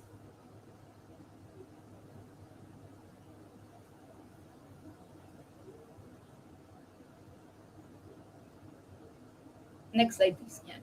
Okay, so to this day, no, QSS is a non-profit organization. So NGO na po siya. It's a youth-led non-profit organization from starting out as an online Facebook group. And dahil nga lumaki yung membership niya at nakita namin talagang merong gap na na-fill itong NGO na to. Nakita natin yung importance ng pagkakaroon ng ganitong safe space online dahil lamang sa pagtingin sa kung paano lumaki yung organization, we decided to concretize it, to make it formal, and to turn it into an NGO that will conduct activities. And these activities are all under the umbrella of these core advocacies. So we have socioeconomic empowerment, we have gender equality and mental health awareness. So just to quickly go through these, for the socioeconomic empowerment component, we basically give out grants for our queer entrepreneurs to help them out in their businesses. And for the other two components, which are more relevant to our topic today, the gender equality prong and the mental health awareness prong, no? Dito, in relation to cyber violence, because we know that it's a connection, yung mga forms of cyber violence, extension siya ng violence against women and queer people, and these issues are rooted in gender inequality, which is why we nakaangkla lahat ng activities namin sa pag-create ng more inclusive spaces, not just online, but also in our offline world. So in terms of gender equality, no, nagkakaroon kami ng mga training, capacity building, SOGI training sa mga companies, sa mga LGUs, sa iba't ibang organizations na partner namin, para magkaroon ng education and awareness raising efforts. And also in relation to cyber violence and being able to responsibly use our online spaces. No, we have education and awareness raising efforts for women and girls and also for our members on how to use technology safely and responsibly. So this is an ongoing discussion or conversations that we have within the organization. And we also have reporting mechanisms for victims of online harassment and abuse within the organization. And also, maganda rin na napag-usapan natin kanina yung iba't ibang legal protection na meron tayo dito sa bansa in relation to online harassment and abuse. And also, within the organization, we have support services for victims of online harassment and abuse. So, next slide, please. Tulad nga po nung sinabi ko kanina, so naging organic talaga yung paglaki or pagbuo ng organization, no? And wala kaming ginawa about it, pero parami yung naging members dahil nga dun sa gap na kailangang ma-fill. And so we have a lot of group chats. Ngayon, hindi lang siguro 10 yan, mas marami pa yung binubuo ng mga members on their own, and we have geographic-based subgroups. So the members of our organization are distributed all across the country and even abroad. And we have interest-based groups kung ano ka man, you're a musician or you're into online games or etc. or you're an artist. No, maraming, there is a group within the group for you. And there's also profession-based groups. So as you can see, more than just gender, no, whatever aspect of your identity it is that you're carrying, no, hindi naman kami para lang talaga sa members of the queer community. It's for everyone who wants to have an online safe space. There is a subgroup in QSS for you. So next slide, please. And lahat to ay nakaangkla sa aming panawagan na LGBTQIA+ rights are human rights, and patuloy tayong nananawagan para sa pagkakapantay-pantay ng lahat ng tao kung ano, kahit ano man ang iyong gender. Next slide, please. So, from an online safe space, ito yung isa sa mga unang activities namin. This was in 2019 before the pandemic. So, nakakatuwang makita na yung mga nakakausap mo online, ito na sila in person and napakarami nila. And ito yung pinaka-call to action namin within QSS, no, in a society that discriminates against the LGBTQIA+ community. We are here for representation. So, next slide, please. And as I mentioned before, most of our activities are done online. So talagang napakalaki ng naging online presence nito. At patuloy pa rin kaming nakikipartner sa iba't ibang organizations para mas mapalawak yung advocacy and mas maabot pa namin yung iba't ibang queer people who are looking for an online safe space. So as of now, if you look at our credentials, we have 130 million plus social media engagement and 1 million plus followers across all social media platforms. And again, we have 16,800 active community members. So next slide, please. So ang panawagan po namin sa inyo ay we hope to continue creating safer spaces for a society where the Filipino queer people are free to live their lives with love, acceptance, and pride. And we hope na the government and the different organizations and individuals that are here today would continue to take steps to address the vulnerabilities that I presented earlier, and we continue to promote a safe and inclusive digital world for all. Thank you. Indeed, everyone's identity is valid, and LGBTQIA plus rights are human rights. Thank you very much for that great presentation, ma'am. Maraming salamat at maraming salamat po sa pagpapakilala ninyo ng tungkol sa queer safe spaces at kung paano sila nasasandalan ng ating mga kababayan LGBTQIA, lalo na sa ICT. And I would like to highlight that we would like to for this matter, no? Yun nga, yung love and acceptance and pride in ICT at syempre, yung umuuiral pa rin na gender-based cyber violence. And this must be needed to address at sana maging malaking tulong kung naibahagi ninyong ngayong hapon upang maging inisyatibo rin ng pamahalaan na sabay-sabay nating kumbaga makapag-promote tayo ng gender equality and inclusivity dito sa ating ICT. And ma'am, once again, maraming salamat po to the co-founder of Queer Safe Spaces. Thank you, sir. Makakasama namin kayo sa online forum because there are some relevant questions, particularly on what you have discussed po. And for those who are listening and watching to us this afternoon, once again, we are inviting you to actually comment your questions on our live stream. Kung kayo po ay may specificong tanong sa topic na binanggit ngayon ni Ms. Tina Buwado at doon sa mga earlier topic na na-discuss na natin, feel free to comment on our live streams sa Facebook at sa ating YouTube. And definitely, this will not be the end of our conversation because we still have our last speaker. And last but definitely not the least, we'll have our speaker from the Philippine National Police Anti-Cybercrime Group. Okay, so let's now have Police Colonel Irene C. Sena, Chief Digital Forensic Unit of the PNP Anti-Cybercrime Group. She is the Chief of the Digital Forensic Unit of PNP ACG. She was commissioned by a Lateral Entry Technical Service as an Information and Communications Technology Officer in 2001. She joined the PNP ACG in 2014 and was able to handle several positions in the unit as the years goes by.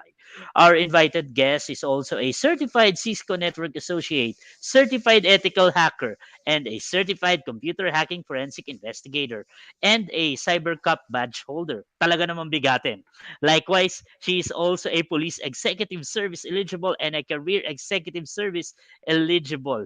Talaga naman. Kaya, let's warmly welcome Police Colonel Irene C. Sena, Chief Digital Forensic Unit of the PNP Anti-Cybercrime Group. Ma'am, magandang hapon po. Magandang hapon rin po. Opo, so ma'am, kumusta naman? Kumusta naman po ang inyong hapon? Ito po, okay naman po. Tuloy-tuloy pa rin po ang ating trabaho dito sa Anti-Cybercrime Group. Good to know about that. Complaints na sa mga committed crimes online po. Okay po, with that, hindi ko na patatagalin. I will give you the floor, ma'am, to discuss further about PNP ACG's actions and programs.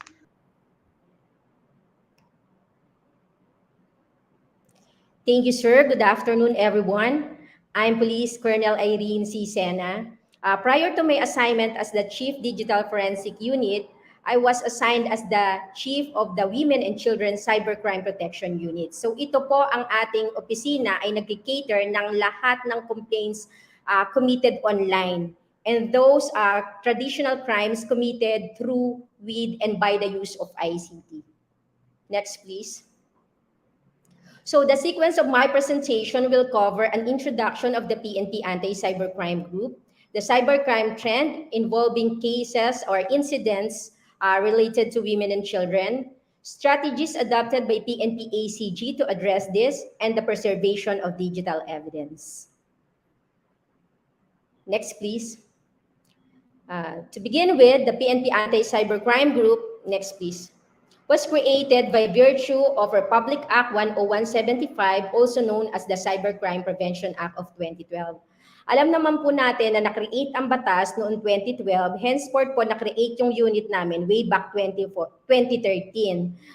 It is stated in the law that law enforcement authorities, specifically the NBI and the Philippine National Police, should establish a unit specifically to cater online cases, manned by special investigators para po mahawakan lahat ng violation nitong act na ito. Next, please. So ano po ang vision namin sa PNP Anti-Cybercrime Group? We envision that by 2025, the PNP Anti-Cybercrime Group shall be a highly responsive and dynamic unit towards the attainment of a more secured and productive cyber environment.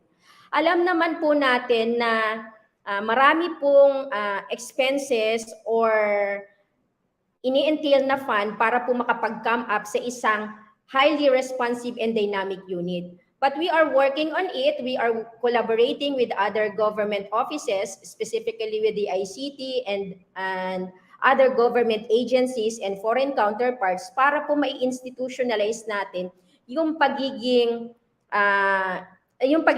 natin ng law related sa cybercrime. So ang mission po namin is to implement and enforce pertinent laws on cybercrime and other cyber-related crimes and pursue an effective anti-cybercrime campaign. So hindi po nalilimit sa cybercrime law ang ini-enforce natin na batas. Ini-enforce din po natin yung mga traditional crimes committed by, through, and with the use of ICT. Alam naman po natin ngayong panahon na ito, halos lahat ay ginagamitan na ng technology. Kahit po yung mga bata sa paaralan ay nainganyo na gumamit ng technology in terms of learning, kagaya po ng panahon ng pandemic, tinuruan na rin sila magamit ng social media platforms, ng other applications online para po maituloy ang kanilang pag-aaral. So tayo po sa Cybercrime Group ay binabantayan po natin ang ating mga netizens online para po hindi sila maging biktima at kung sakaling mabiktima po sila ay matugunan natin ang kanilang pangangailangan at maidulog ang kanilang reklamo such that makamit po nila yung justice na inaasahan nila galing sa Philippine National Police. Next po. So ano po ba ang mga functions ng Anti-Cybercrime Group? First is to investigate all crimes and other crimes in which informations and communication technology is used in the commission of criminal acts or the object of attack. So lahat po ng krimen na ginamitan ng ICT ay pwede nyo pong idulog sa PNP Anti-Cybercrime Group. Pwede rin po kayong dumulog sa mga police station, pero pagkakailanganin na po nyo ang technical assistance ay kailangan pong dumulog tayo sa PNP ACG. Alam naman po natin na hindi lahat po sa atin ay masyadong sanay sa paggamit ng technology. Marami po sa atin nagke-create ng mga accounts, social media accounts, without checking the privacy settings. So marami po sa atin talaga ang nagiging biktima. Kasi ang ano lang sa atin, ang benefit lang sa atin nun is magamit natin. Hindi natin alam yung risk behind using the social media apps. Second is to conduct intensive and sustained operations against those involved in cybercrime activities. So ito po, pag dumulog kayo sa amin at nakita namin, na-evaluate namin na meron po talagang krimen na nagaganap at ongoing na nagaganap, gusto po naming tulungan kayo, i-extend ang help namin para mahuli po natin agad itong mga kriminal na ito. So ito po, pwede po tayo mag-conduct ng mga intensive police operations, depende po sa dami ng ebidensya at reklamong maihahain po sa amin. Third is to formulate guidelines on cyber investigation, forensic evidence recovery, and forensic data analysis consistent with the industry standard practices. So ito po, dahil po sa pag-create ng 10175 ay NBI lang at ang Philippine National Police, specifically the Anti-Cybercrime Group po, ang minandate na magkaroon po ng forensic unit, lahat po ng digital evidence seized during police operation, whether traditional crime po ang nakomit or online crimes, dito po sa opisina namin, ine-examine ang digital evidence. Kasi kahit po yung ibang opisina ay merong available tools, hindi po sila authorized ng batas para mag-testify as expert witness during court proceedings pag i-present na po natin ang resulta ng digital evidence examination. Next is to conduct data recovery and forensic analysis on all computers, computer peripherals, and storage devices, and other digital evidence seized by PNP units and other law enforcement agencies within the country. So ito po yung sinasabi ko. Since sa kabuuan po ng Philippine National Police, kami lang po ang may mandatong mag-examine ng digital evidence, lahat po iyon ay dito ine-examine sa aming opisina. Pagka naman po may other law enforcement agencies or may other government agencies na kailangan mag-conduct ng investigation, tinutulungan din po natin yan in terms of forensic analysis para po pagkakailanganin nila tayo na mag-witness during court proceedings doon sa kasong hinahawakan nila, pwede po tayo mag-testify as expert witness. Next is to provide technical assistance and operational support to investigating units within the PNP. So ito po, dahil hindi naman po lahat ng police station ay may kaalaman in terms of digital aspects, we always support them. So nakikipagtaya po kami sa kanila, nakikipag-joint operation po sa kanila, lalo na po sa pag-i-implement ng mga cyber warrant. Kung saan, ang subject nitong mga warrant ito ay mga digital evidence na pwede pong makuha sa isang lugar na under po ng warrant. So tutulungan po natin sila mag-determine at mag-examine po ng mga ebidensya na iyan para po masuportahan yung kasong hinahawakan nila. Next is to conduct vulnerability assessment of vulnerability of ICT in both public and private ICT infrastructures.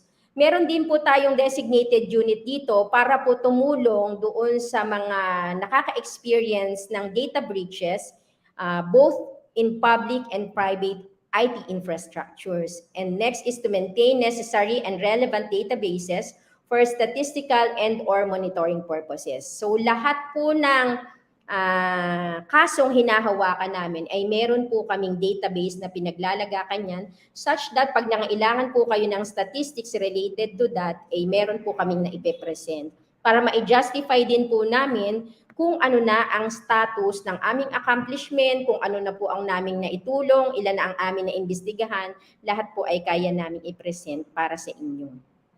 Next po. So, makikita niyo po dito sa screen ang kabuuan ng approved organizational structure ng PNP ACG. Meron po kaming 4 na divisions at meron po kaming 4 na special operating units. Makikita niyo po sa kaliwa yung Digital Forensic Unit, Cyber Patrolling and Intelligence Unit, and the Cybersecurity Unit. Ito po yung aming technical support units. Sila po ang nagkakandak ng mga investigation on ICT devices. Ito po ang nagtitake charge sa pagkakalap ng mga impormasyon para po maganda nating maisampa ang kaso sa korte at mapatunayan natin yung commission ng crime. So ito naman pong nasa kanan, yung Cyber Response Unit, Cyber Financial Crime Unit, and the Women and Children Cybercrime Protection Unit. Ito po yung ating mga operatiba. Sila po yung nagkakandak ng operations pertaining to your complaints. May iba't iba po kasing category ng cybercrime. So tayo, dahil women and children ang ating hinahawakan, ito po yung ating specific unit na humahandle po nun.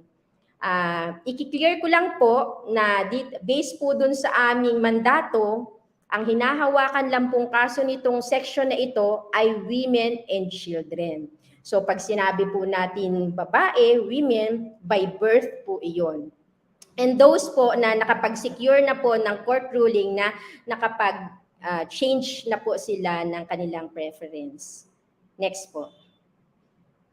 So ano po ang core function ng Women and Children Cybercrime Protection Unit? First is to monitor, investigate, and prosecute criminals who committed crimes against women and children where information and communication technology are used in the commission of criminal acts, specifically in sexual-related offenses. Malinaw po dito na pag hindi ginamitan ng technology, kagaya po yung mga traditional crimes just like rape or yung violence against women, kung hindi naman po nag-pop up sa social media or wala pong component ng ICT, hindi po hinahandle ng anti-cybercrime. Meron pa tayong mga specific women's desk para mag-cater po ng complaint na iyon.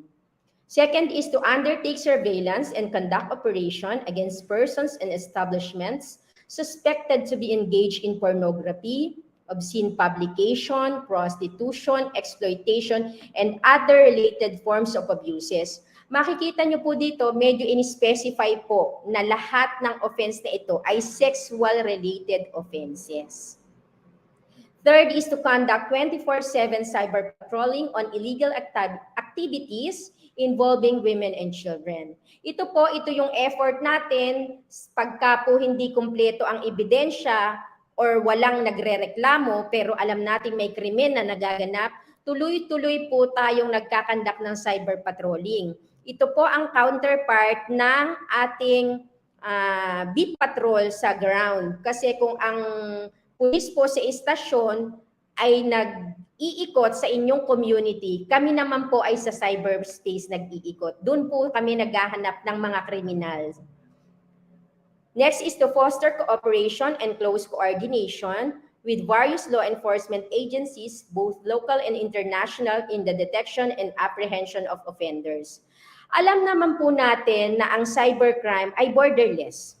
Pwedeng nandito po sa Pilipinas ang biktima at ang suspect ay nasa ibang bansa or vice versa. So continuous po yung collaboration effort natin. Kinakausap po natin ang ating counterparts sa iba't ibang bansa such that kahit po nandun ang biktima o ang suspects ay ma-penalize pa rin po sila at mabigyan pa rin po ng justice yung mga nagiging biktima nila. Lalo-lalo na po pag ang nai-involve ay mga bata. Kasi alam naman po natin na pagkabata, pare-pareho po ang karapatan, pare-pareho po yung iginagalang ng iba't ibang bansa. Pagdating lang po sa women, iba-iba kasi ang batas sa iba't ibang bansa. So it should be punishable dito sa Pilipinas, at the same time, punishable din po dun sa bansa na yon para magtuloy-tuloy po yung pagsasampa ng kaso. Kasi kung punishablean po dito sa Pilipinas, just like online libel which is not punishable sa ibang bansa, hindi po masasampa ang kaso. And last is to conduct educational awareness and seminars for preventive and reactive purposes. So we continuously engage in seminar and awareness activities. Meron po kaming mga awareness campaign para po sa mga bata, sa kababaihan, sa iba't ibang sektor ng gobyerno, public and private enterprises, para po mag-disseminate po kami ng aming effort para mai-offer din po ang aming tulong, at the same time para maging aware po sila na meron silang pwedeng lapitan just in case nagiging biktima po sila ng mga cybercriminals. Next po. So ano-ano po ang mga batas na iniimplementa ng Women and Children Cybercrime Protection Unit? Ito naman po ay na-layout lang namin based po sa mga sumasampang kaso sa amin. Pero hindi naman po namin inililimit ang sarili namin dito, kung hindi pwede rin po kami magsampa ng mga traditional crimes committed by, with, and through the use of ICT. Noong pong 1992 ay na-create ang Republic Act 7610 or the Child Abuse Law. So ito po, ini-implement po to ng Anti-Cybercrime Group dahil nga po 2013 na-create ang aming unit. Lahat po ng related sa women and children offenses, especially sexual-related offenses, ini-implement po ng Anti-Cybercrime Group. Makikita niyo po dito sa listahan yung violation against women and children, anti-child pornography, which was repealed by RA 11930. Ito po yung pinaka-latest natin na batas concerning children. The Anti-Online Sexual Abuse and Exploitation of Children and the Anti-Child Sexual Abuse and Exploitation Materials. So ito pong batas na ito, inirepeal na niya ang child pornography, kaya po ngayong panahon na ito, pag magsasampa po tayo ng kaso, hindi na po natin isinasampa ang child pornography. Bagkus, Republic Act 11930 na po. So tuloy-tuloy pa rin po natin ini-implement ang Anti-Photo and Video Voyeurism Act. Ito yung anti-boso. Ito po yung talagang form ng paninilip or pag-invade sa privacy ng mga kababaihan at kabataan. Yung bagong batas din po na naaproba noong 2019, yung Republic Act 11313, the Gender-Based Online Sexual Harassment or the GBOSH. So noong 2012 po, na-create ang 10175. Ang main na ini-implement po talaga ng Women and Children Cybercrime Protection Unit ay yung Section 4C2 of Republic Act 10175. Ito rin po ay yung Child Pornography Act. Ano po ang pinagkaiba dati pag isinampa nyo ang child pornography at saka po yung yung Cybercrime Prevention Act of 2012 na violation? The degree of penalty is always 1 degree higher. So, kung naparusahan po kayo ng child pornography, pero ang isinampa nyo pong kaso ay Republic Act 10175, yung higher or stiffer penalty po ang i-impose. Ini-implement din po natin ang Expanded Anti-Trafficking in Persons Act, and yun nga po, yung pinaka-latest, yung Republic Act 11930. Ito po ay hindi pa na finalize ang implementing rules and regulation, pero ini-enforce na po natin. Kasi naging batas na po ito noong July 30, 2022. Next po. Ipipresenta ko po sa inyo yung cybercrime trend based on records ng PNP Anti-Cybercrime Group. Hindi po ito kabuuan ng records ng lahat ng offenses against women and children dahil ang concern lang po ng unit namin, ang mandato lang namin ay yung committed through the use of ICT. Kung kabuuan po ng krimen involving women and children, I presume mas marami, mas malaki, mas malawak ang datang makukuha natin. Next po. So makikita niyo po dito, kinreate ang unit namin ng 2013 and the data being presented here is up to February 2023.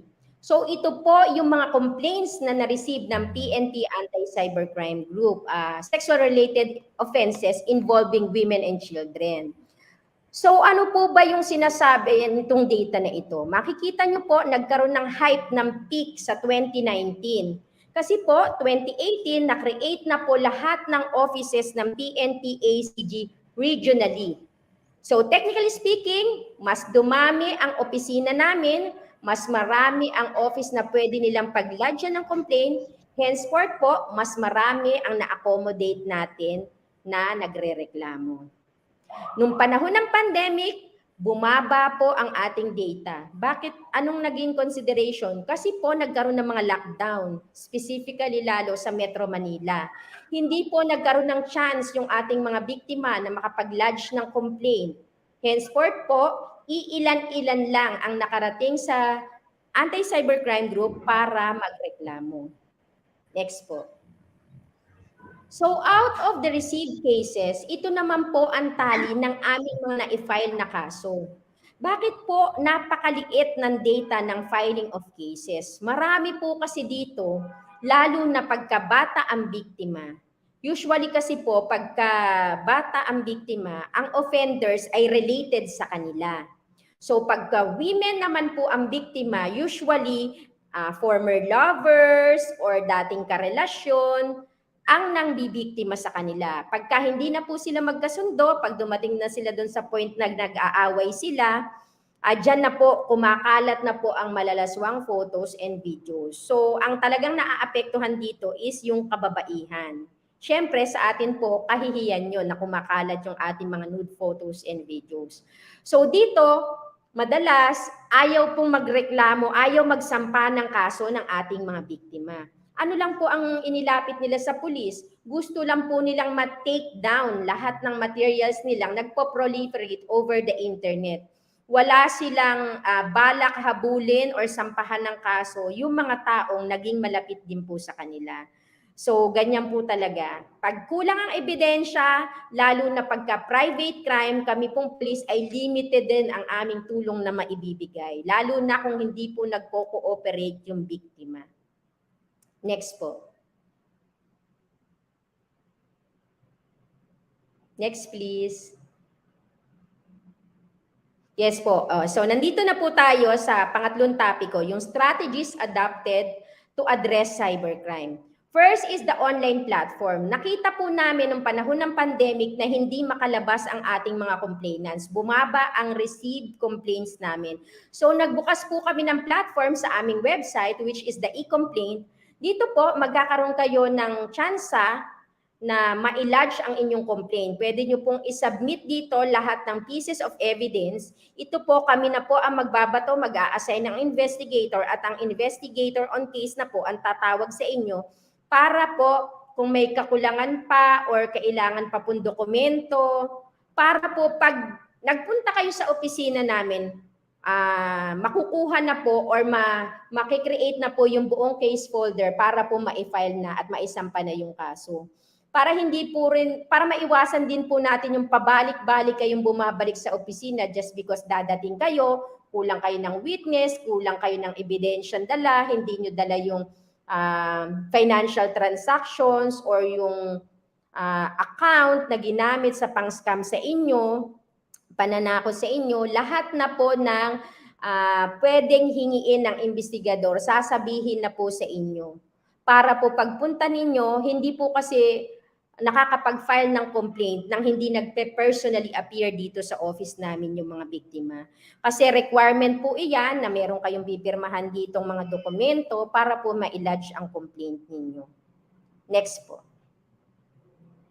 Isumbong, ito naman po yung proyekto ng isang former Chief PNP such that lahat ng po ng complaint nyo sa Philippine National Police, whether ang inirereklamo nyo ay traditional or online crimes, ito po ay isa ring avenue para makapagsumbong kayo. Ito po ay direktang pumupunta sa Office of the Chief Philippine National Police at ibinababa po sa mga opisinang may specific concern po.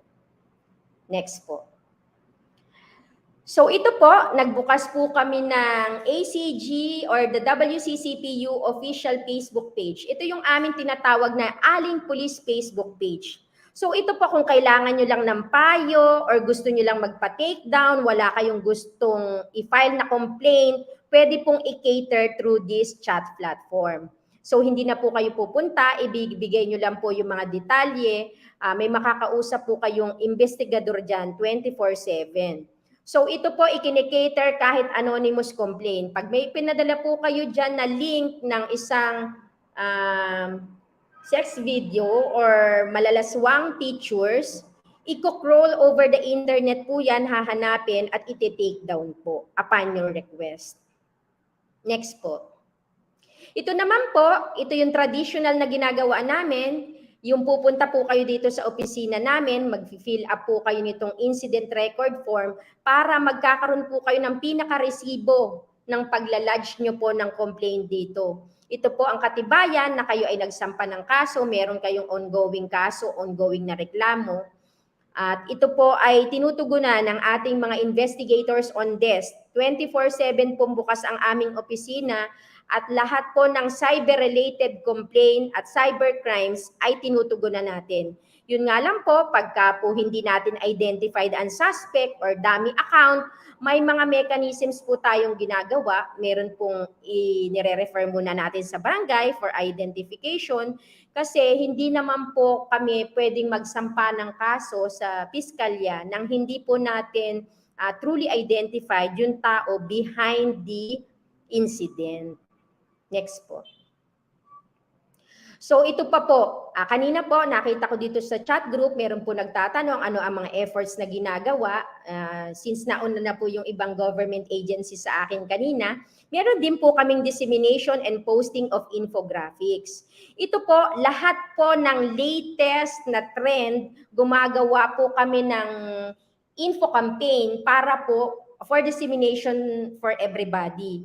Whether technical by nature or yung ordinaryong cybercrime, ginagawan po natin yan ng mga infographics for information of everybody. Kasi po, iba nga, napakalawak po na nararating ng internet. Hindi kagaya pag nagkakanda kami ng lectures, so limited lang po yung ating participants.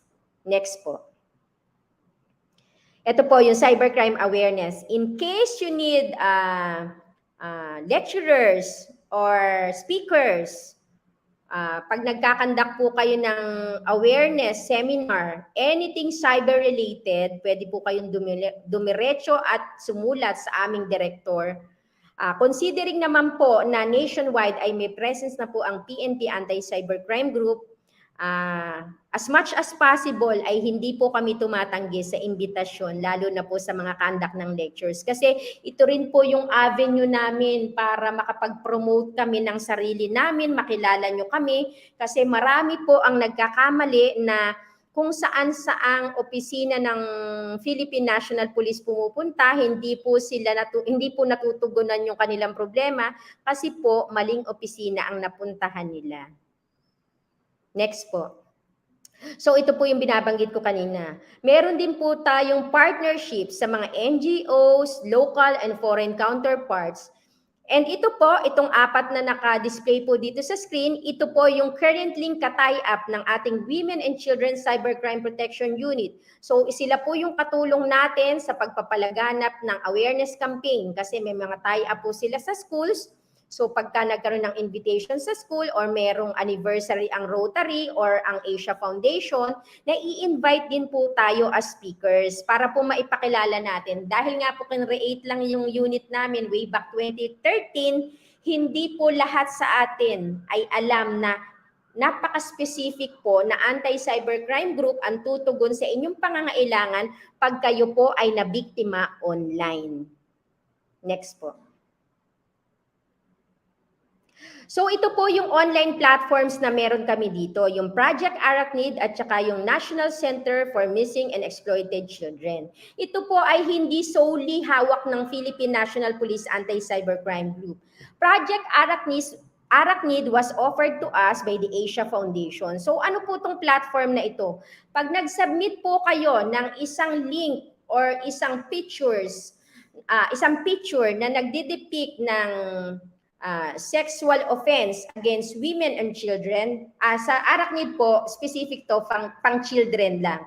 So pag nakita po natin bata, yun nasa video, pag i-provide po yung link, sasabihin po nila, halimbawa nasa isang social media platform, nagpo-proliferate itong video na to, nagiging viral sa isang social media platform, hindi lang po doon hahanapin itong program na ito, yung link na iyon. Kung hindi, sa kabuuan po ng internet. So kung nag-surface po siya sa maraming social media platform or porn sites, lahat po yan iti-take down. Sa National Center for Missing and Exploited Children naman po, kinikater natin dito yung mga complaints galing sa ibang bansa. Ito po ay minamanage ng ating Department of Justice, Office of Cybercrime, at ito po ay ibinababa sa PNP at sa NBI ang mga complaints para po matugunan natin yung pangangailangan ng mga biktima abroad at saka yung pong mga nagiging biktima dito na ang nang bibiktima ay nasa abroad. Next po. We have also opened the YouTube channel of the PNP Anti-Cybercrime Group, the Katropa Tips. Ito po, lahat po ng latest or kung anong mga modus, gumagawa po kami na dito ng short skit or play para po maintindihan, para po translate into layman's term para malaman nyo po kung paano kayo nagiging biktima kasi kagaya nga po nung sinasabi ng ibang kabataan, hindi nila alam na biktima na po pala sila. So ito po, awareness campaign pa rin po to. Next po. So ito po yung aming social media account. Meron po kami dito sa Facebook. Next po. Meron kami sa Twitter at meron din po kami sa Instagram. Lahat po yan ay avenues na pwede nyong pagladyan ng complaint nyo.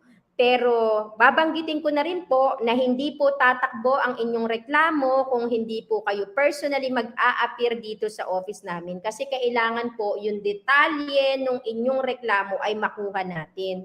Kasi madali naman po sa amin na gumawa ng case folder, kaya lang po yung appreciation po ng prosecutor, doon po tayo magkakaroon ng problema. Kailangan po kasi ma-establish natin lahat ng elements ng crime bago po natin isampa ang kaso. Para masisiguro po natin na hindi po babalik ang ating case folder dahil kulang-kulang ang ebidensya. Next po. So, my last topic is on preservation of digital evidence. Next po.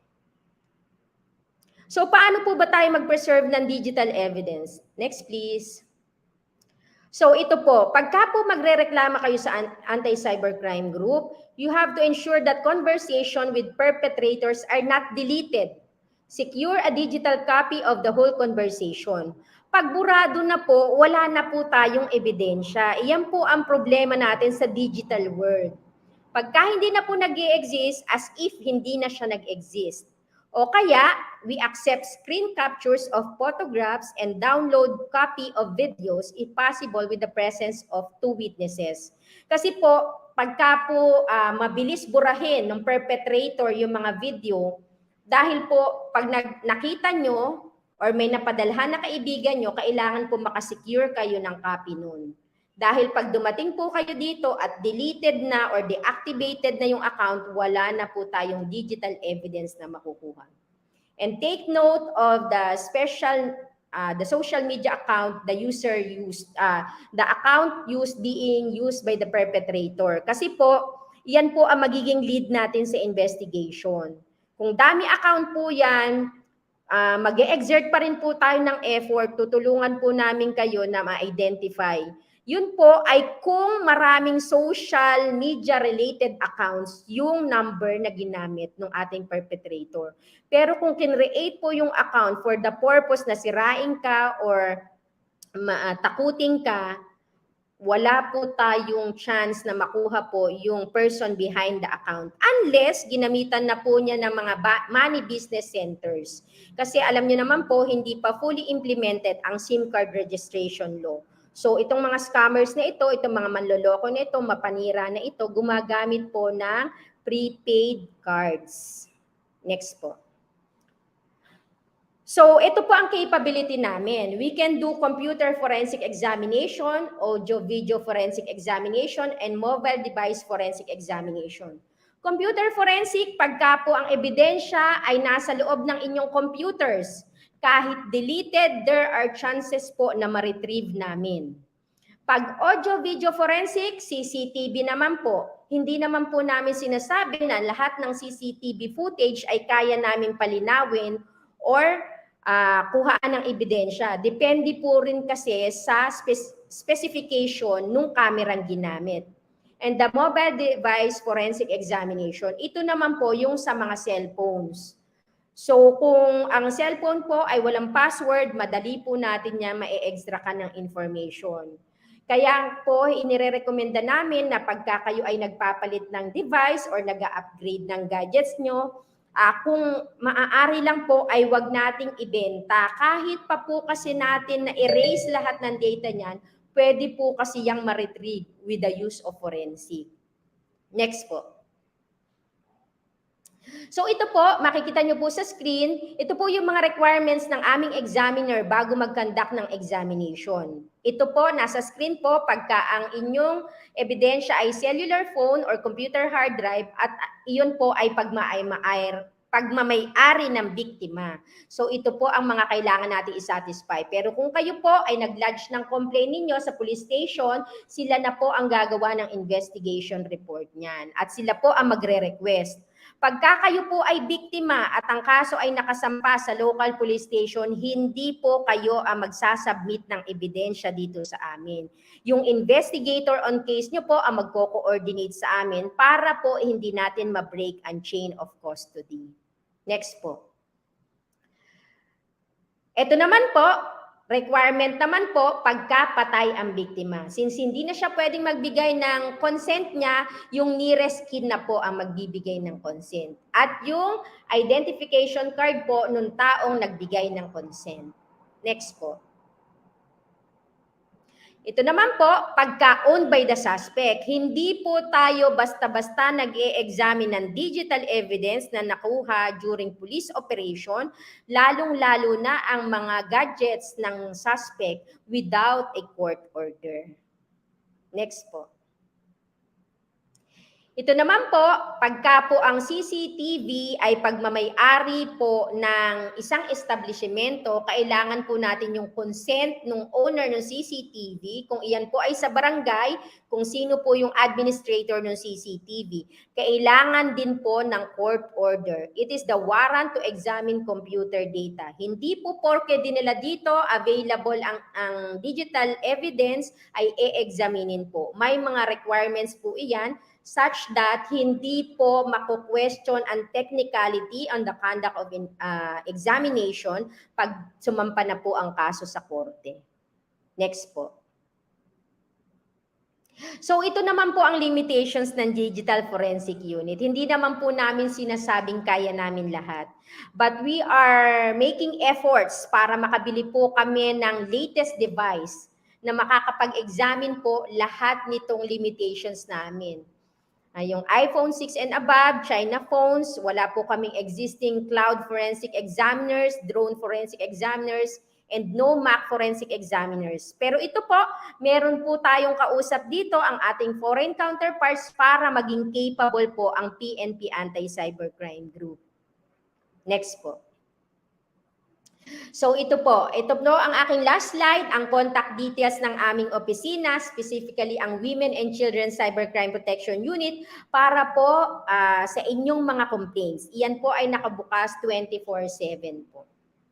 Maraming salamat po.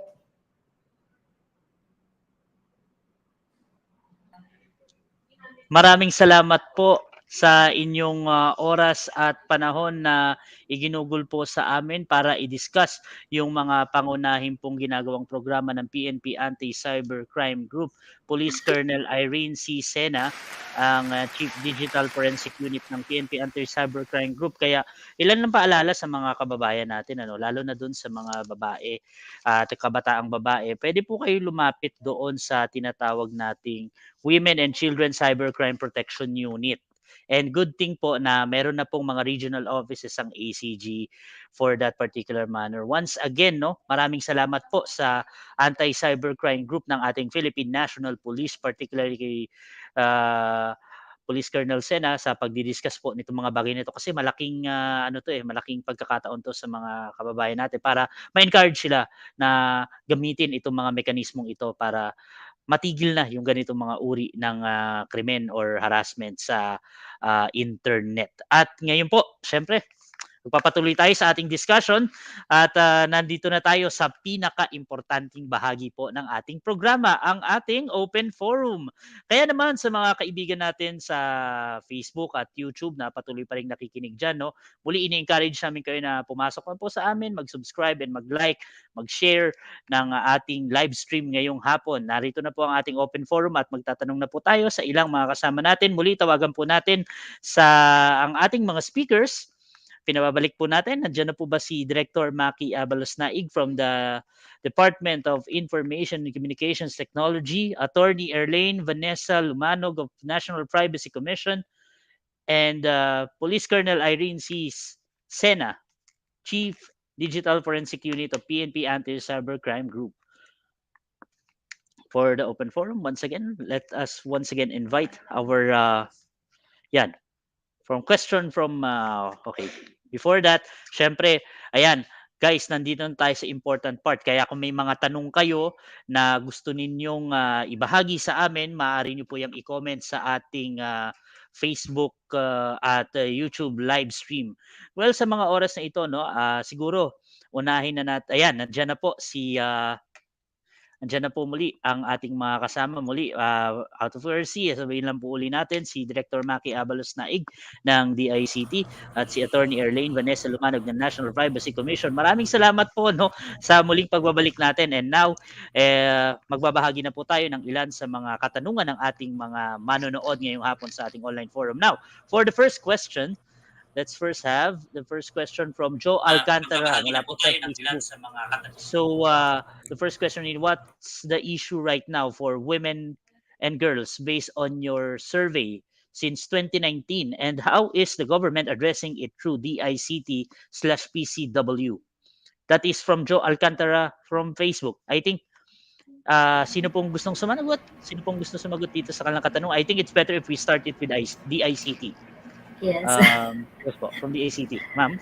Thank you for that question. And again, PCW, thank you for inviting us here, the ICT. This is a good platform for us to make the public aware of the different programs that the ICT have in addressing the needs of women and children. So to answer that question, what we saw in the survey is that there is a low skills and IT background among women and girls. So how do we address that? We have trainings being provided by our ILCDB. So that's ICT Literacy Development Bureau. So in my presentation, I gave a list of the trainings that is being conducted regularly by the DICT. While it is not primarily targeting women and girls, a lot of the participants are women and girls. And also we have the Tech for Ed. This is one of the platform program of the DICT, wherein we train the marginalized community or the marginalized sectors, specifically the women, on IT skills, literacy, the basics as well, how to use the computer, internet safety, yon. So we address the issue on the low IT skills by providing regular trainings to our stakeholders, to the masses. To know more about our trainings, you can visit our website and the Facebook page of the DICT, as well as the Facebook page of the ILCDB. Doon po naka-post po yung mga trainings namin, pati po mga webinars. Yeah, I hope I answered that question. Thank you. Yes, actually, importante na somehow even the public should also capacitate themselves at matutunan din kahit paano kung paano mag-navigate sa paggamit nitong mga makabagong teknolohiya. From other speakers, may gusto po ba sumagot doon sa ating katanungan kanina ni Miss JC Alcantara or Mr. Miss JC Alcantara? Meron po, wala. Okay, so now let's proceed to our next question. So our next question is from Susan Trillanes Rabano Halya of Facebook. How is DIWA aligned to Ambition 2040 and PDP 2023 to 2028? So DIWA from the DICT. Ma'am, once again, Yeah. you have the floor to answer the Yes, question. so opo. Thank you again for that question. So the DIWA is another one of our platform programs. So it was just launched last year, and as we speak, merong mga events na DIWA events na being held in the regions. So this program is aligned with SDGs. So specifically SDG number 5. So gender equality. I believe this is also one of the um, uh, it is also mentioned in the PDP. Ano yun? How is it aligned? Yeah, so based under this DIWA project, we encourage or it encourages women to undertake actions para ma-promote yung participation nila and to empower them as well, specifically in the field of ICT, because as we know, ICT is still presumed and perceived to be dominated by male. So through the DIWA program, we aim to target women to be more proactive and to participate more in the ICT sector. Also, part is we push for more enrollment for the STEAM program because based on studies, konti lang din yung enrollment pa ng girls and women sa mga STEAM programs. So kasama din po yan do sa ini-aim ng DIWA. Women to empower women in the ICT sector and to have them take the lead role when it comes to ICT. Okay, napaka-komprehensibong kasagutan po nun kasi importante rin na sa mga panahon ngayon, it's also time for everyone to actually innovate and to make ourselves inclusive to this kind of technologies that we have right now. Dahil nga interconnected na yung mga bagay-bagay. Pero at the same time, we also need to be cautious because somehow this field is also risky. Hindi ba? Kagaya na banggit dun sa ibang discussions natin kanina. And importante ito kasi yung Ambition 2040 is one of the comprehensive economic and social plan ng ating pamahalaan. And this is an intergovernmental effort na talaga namang kasama dito yung pagpapanibago patungo sa mas inklusibong teknolohiya para sa lahat. And for now, for our next question, from Ses Oredina from Facebook. We are all aware that in social media, many people are victims of cybercrimes. How can your program help? How fast a victim may be attended to it in her concern? I think let's first have the Philippine National Police, and for those agencies po na gusto sumagot, feel free to do so. Yes, sir. In terms of helping the victims, lagi po nakabukas ang opisina namin 24/7. Ito nga po yung sinasabi ko kanina na depende rin po sa ipoprovide na information ng mga biktima, yung pagsasampa ng kaso natin. Kasi po, meron pong requirement sa batas na kailangan bago mo makasuhan yung isang tao, identified mo siya. So, ibig sabihin, meron kang pangalan, meron kang address ng taong sasampahan ng kaso. What if dami account po yung ginamit? Paano naman po magsasampa ang Philippine National Police Anti-Cybercrime Group ng kaso kung kayo po mismo ay hindi nyo ma-identify yung taong nambibiktima sa inyo? Pero may mga mechanisms naman po tayong ginagawa, just like kung dumaan po sa may money trail. Halimbawa po, nagkaroon na kayo ng previous transaction, nagbayad na GCash, any other money business center, pwede po tayong mag-warrant. Magpa-issue po tayo ng warrant sa court para po pag na-identify na natin, kasi di ba number lang po kasi yan eh. Pag nagpadala ka ng pera, number lang yung pinadadalhan mo. Itina-transfer mo lang yung fund mo. So, hindi mo identified sino yung tao. Wala kang address ng tao. So, magpapa-issue po tayo ng warrant kay korte Sasabihin po natin na meron tayong ongoing investigation dahil may nagrereklamo doon sa particular account. Pag na-issue na po yung warrant, isi-serve po natin yan doon sa pinaka may-ari po ng platform. So sila po, mandated po silang mag-provide ng information nung may-ari ng account. Ito po yung tinatawag natin na subscribers information. Ito po ay hindi naman po ma'am di ba violation sa Data Privacy Act dahil this is in relation sa ongoing investigation ng Philippine National Police. Pero pagka po naibigay na ng Money Business Center sa atin yung pangalan ng tao at saka yung address, based po dun sa ID ginamit sa pag-a-apply nila ng account dun sa Money Business Center, ibinavalidate pa po natin yan. Kasi alam naman po natin, hindi pa fully enforced ang National ID System. Henceforth po, marami talagang manloloko ang gumagamit ng fake IDs. So, iyon po yung nagiging limitation natin. Depende po kung gaano natin kabilis makukuha yung information at kung yung information pong makukuha natin ay valid. Kung iyon po ay valid, dire-diretso po ang pagsasampa natin ng kaso. As long as magpa-participate po ang ating complainant. Meron po kasing mga instances na dahil busy din sila, may trabaho sila, nagawa na natin ang buong case folder, hindi natin maisampa sa korte kasi hindi po sila available.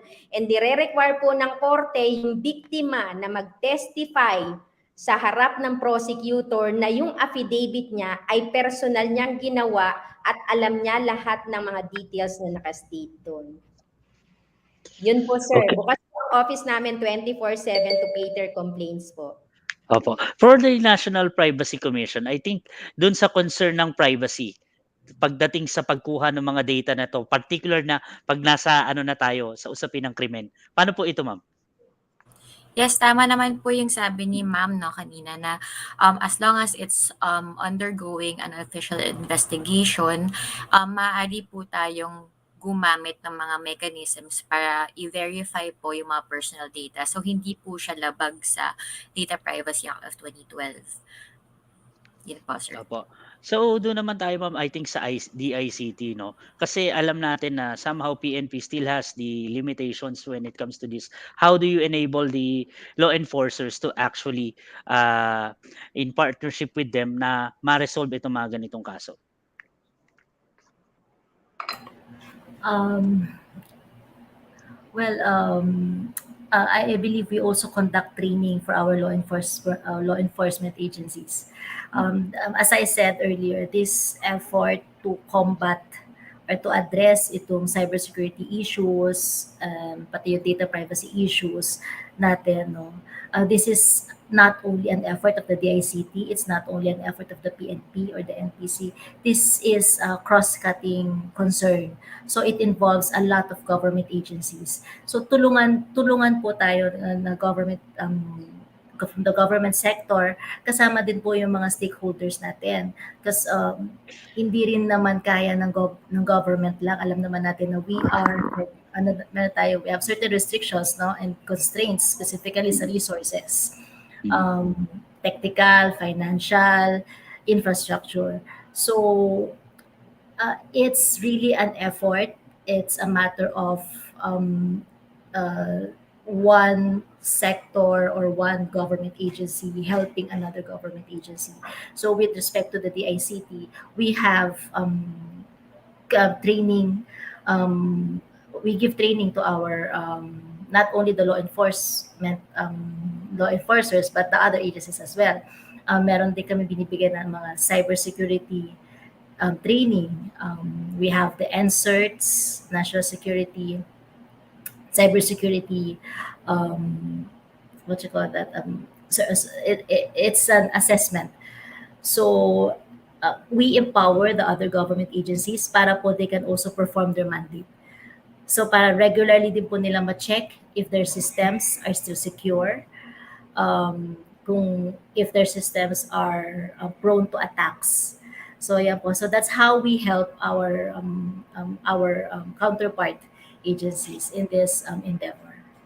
Okay, thank you very much po sa inyong mahusay na pagsagot po dun sa katanungan ng ating Facebook subscriber, liker. At ngayon, next question na po tayo. Let's proceed. From Elena Roslin Yu. How could we help women living with poor digital infrastructure who couldn't afford digital devices, broadband subscription, and education to get connected to securing their rights? I think it's also to DICT to answer this question. Yes, we have a program. We have the free access, free internet access in public places program.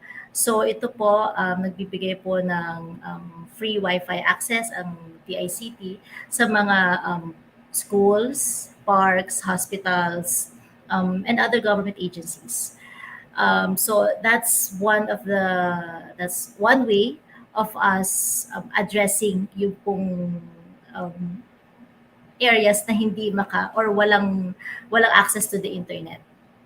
As with regards to those who couldn't afford digital devices, I really cannot address that concern right now. But as I know that we have agreements with local government units wherein we somehow we provide them with the needed units like laptops or desktops, no. But of course, the DICT cannot provide naman free equipments, no, for everyone.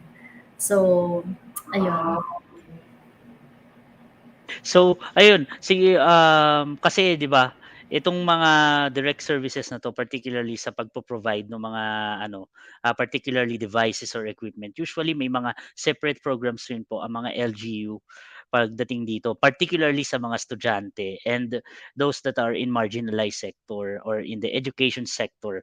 May mga ginagawa naman pong mekanismo ang ating pamahalaan para diyan. At para naman po sa susunod nating katanungan, flash on our screen the next question from Lenny Bakudyo Maneha from YouTube.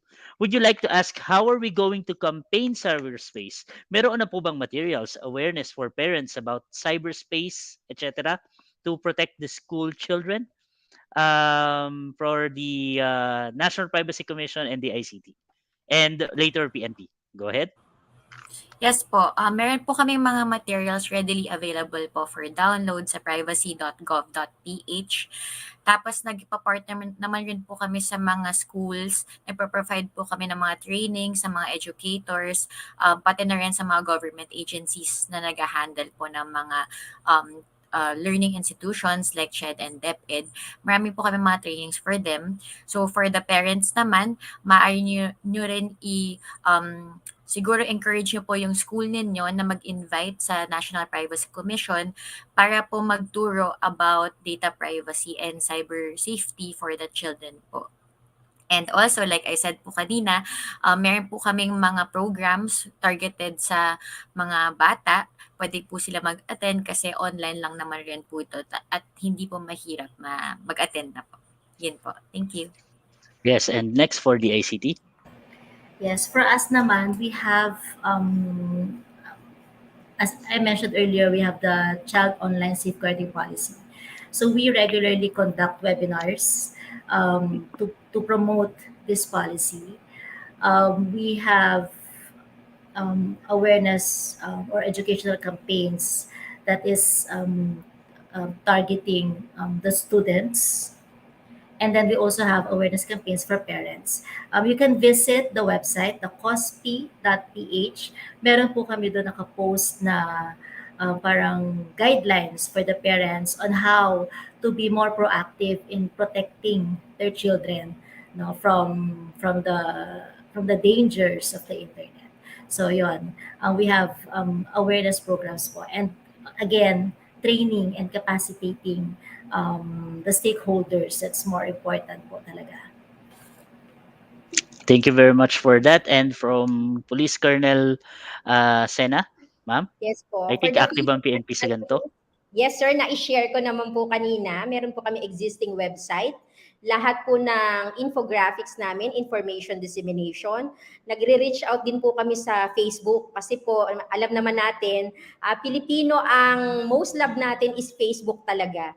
So, other social media platforms po, kakaunti po ang subscriber. Mas nakita po namin, mas mahaba ang reach pag Facebook po ang ginamit namin. During the pandemic po, nagkanda kami ng mga webinars. And ngayon po, bumabalik na tayo sa normal. Ito na po yung ating new normal.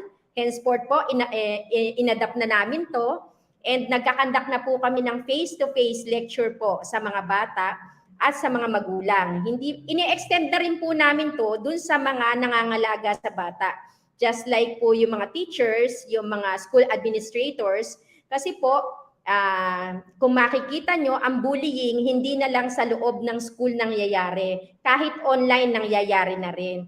However, sa implementation po ng batas na ito, nasa school po ang jurisdiction para i-resolve ang kaso. So binibigyan po natin sila ng mga advocacy campaign para po maintindihan nila yung role nila at yung magiging role po ng Philippine National Police pagdating po sa mga krimen against po sa mga bata. And yun po yung YouTube channel namin, yung Cyberkatropa Tips, inilaunch na rin po namin yan. Yun po ang aming mga efforts para po maka-reach out kami hanggang sa pinakadulong parte ng Pilipinas. Salamat po. Okay, napakagandang bagay nun. And yun nga, magandang i-involve yung mga guardian at parents ng mga bata.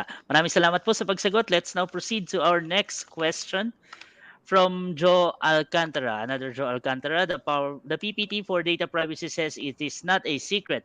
It's not just your business. Is this admission that our data were not really private, but on a need-to-know basis? National Privacy Commission. Yes po. Hindi ko po sure kung ano po yung point po nung question. But to clarify lang po, syempre yung mga information po natin, syempre that's about us. And if may mga transactions tayo or mga day-to-day activities na kailangan po ng paggamit ng personal data natin, syempre pwede natin ibigay. May mga tawag tayong mga legal basis for processing. So, meaning sila po yung mga basehan kung bakit sila or yung mga, let's say, government or private institutions magpo-process ng personal data natin. So, in case na nagbigay kayo ng consent or if may legal, may law or regulation na nagsasabi na kailangan i-process yung personal data ninyo, let's say may batas or meron rin, let's say, if kailangan i-process yung personal data ninyo para sa isang kontrata and other legal basis pa na meron sa Data Privacy Act, pwede po talagang gamitin. So, hindi po natin sinasabi na parang private siya in the sense na hindi siya pwede i-divulge, pero yung sinasabi ng Data Privacy Act is dapat pinoprocess siya in accordance with the law. Yun po. Okay. So, I think nasagot naman ng maayos yung tanong. Pero sa iba pa mga agency natin, meron po bang gustong idagdag? From Police Colonel Irene and Miss Christina or Miss Tina? Wala po. Okay. So now let's proceed to the next question.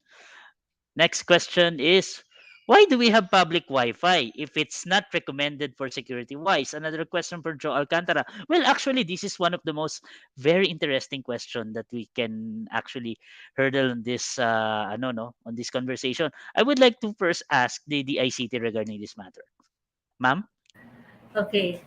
Ang DICT po kasi is mandated to really provide free Wi-Fis. We have a law on this. We have RA 10929, the Free Internet Access in Public Places Act.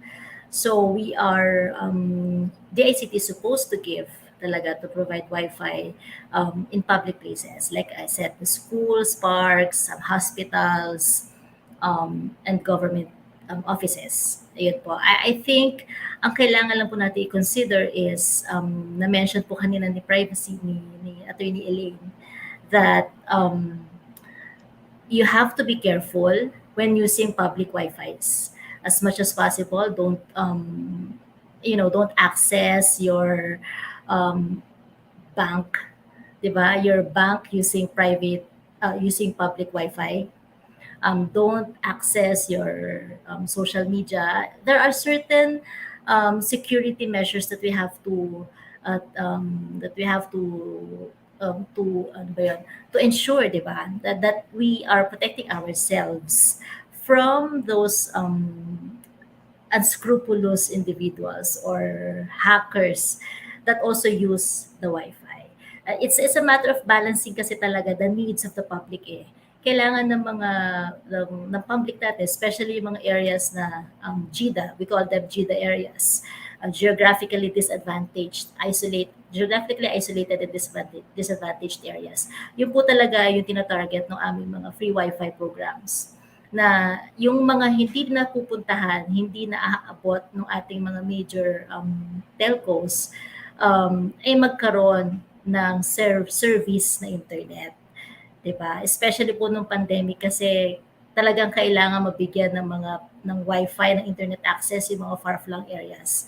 So, yun, it's a matter talaga of raising awareness, educating the public, and protecting ourselves. Hindi naman po porke binigyan namin kayo hindi porke nagbigay ang gobyerno ng free Wi-Fi is we will use it na talaga indiscriminately. There are certain measures and we have to protect ourselves. Kagaya po ng mga nabanggit na measures na ating the attorney Erlene from the NPC. So yun po. Thank you. I think may masasabi rin ata si Attorney Erlene on this matter, ma'am. Yes, actually nasabi na po ni Director po yung lahat. Hindi naman namin sinasabi na wag gamitin yung public Wi-Fi, pero piliin po natin kung saan siya gagamitin. So, syempre, may mga ibang lugar na kailangan ng access to internet. Let's say, kailangan mo ng access to parang kung saan yung location na to, or let's say, emergency access. Yung sinasabi ng Privacy Commission is that maging aware po tayo ng possibly magkaroon ng vulnerability yung paggamit ng free or public Wi-Fi sa mga sensitive accounts ninyo po. Like katulad ng bank accounts, GCash accounts. Lahat po ng pwedeng may, let's say, may monetary stake po kayo or other sensitive information. Let's say like yung mga hospital accounts, ganun po. Wag po natin gamitin yung free or public Wi-Fi kasi nga po, hindi po natin alam kung sino pa pong naka-connect doon. Unlike, let's say, sa mga private Wi-Fis, di ba, may password yon. So, that's one step of protecting that connection. Yung walang ganun tayo sa pag sa free or public Wi-Fi. Yun ang po sinasabi natin na piliin po natin kung kailan siya gagamitin. Okay po. From Police Colonel Irene Sena. Meron po. Yes, sir, I just would like to add po, yun po kasi paggamit ng internet, alam po natin may iba't ibang layers sa internet. So kung nasa surface web lang po siya, okay po gamitin natin yung free Wi-Fi kasi it's more on browsing, looking for information, kumbaga to enrich our knowledge. But for financial transactions, kagaya ng binanggit, nasa next layer na po kasi yun ng web, nasa deep web na po yun. So kailangan na ng login account, kailangan na ng may password na ipapasok. Yun po yung medyo hindi natin kailangan gamitin yung public Wi-Fi. Kung hindi naman po very necessary at very at nasa need. Yung po mga free Wi-Fi ng government ay sinusuportahan natin dahil po nung panahon ng pandemic, sinabi nga ni ma'am, maraming lugar na hindi nararating ng internet. And wala pong kabataan na hindi nangailangan ng internet during the pandemic. Yan lang po. Salamat po. Okay, maraming salamat po sa mga reminders na nalaman natin sa ating mga kasama ngayong hapon. And our next question is from Anonymous. Ito, medyo sensitive. What is the nature of office-issued email with password not meant to be shared to all government employees?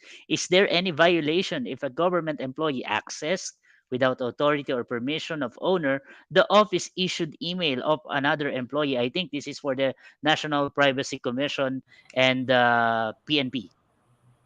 Yes po. Actually, hindi lang po ito privacy law but it's also administrative law kasi po we're dealing with a government employee. And according po sa mga batas at sa jurisprudence na desisyon ng Supreme Court, yung mga accounts po natin na government or yung mga laptops po natin na issued by the government, they are government property. So yung pag-access po ng email, it's part of that policy. So kumbaga, hindi po talaga siya private in nature because it goes into your capacity as a government employee. So syempre, dapat pong may mga policy po yung opisina dyan But overall, hindi po siya violation per se agad. Kasi nga, of the nature of the email itself, also the account. For the Philippine National Police Anti-Cybercrime Group, ma'am. Yes po. Sir, kami, ang stand naman namin dyan, whether it's a government-issued email or personal account, as long as nakapangalan siya sa tao, ibig sabihin siya yung rightful owner ng account. So, pagka po gumagamit tayo ng account na hindi nakapangalan sa atin or hindi in-issue para sa atin for our use or for official or for personal use, it's illegal access po. Thank you po. Okay po. Ma'am, sa DICT lang I think additional question lang kasi alam ko sanction din yung mga ganitong bagay. Do you have specific policies on this po as part of the digital integration of the government offices? Currently, wala po. But we are still in the process of developing our policies. Actually, yung iba namin policies, it's already due for updating. Based na rin po doon sa mga recently na enacted na laws natin. So this is also one of the things that we are looking into, how to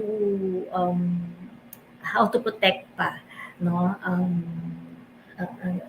the public, no, and especially our government offices through the e-government master plan.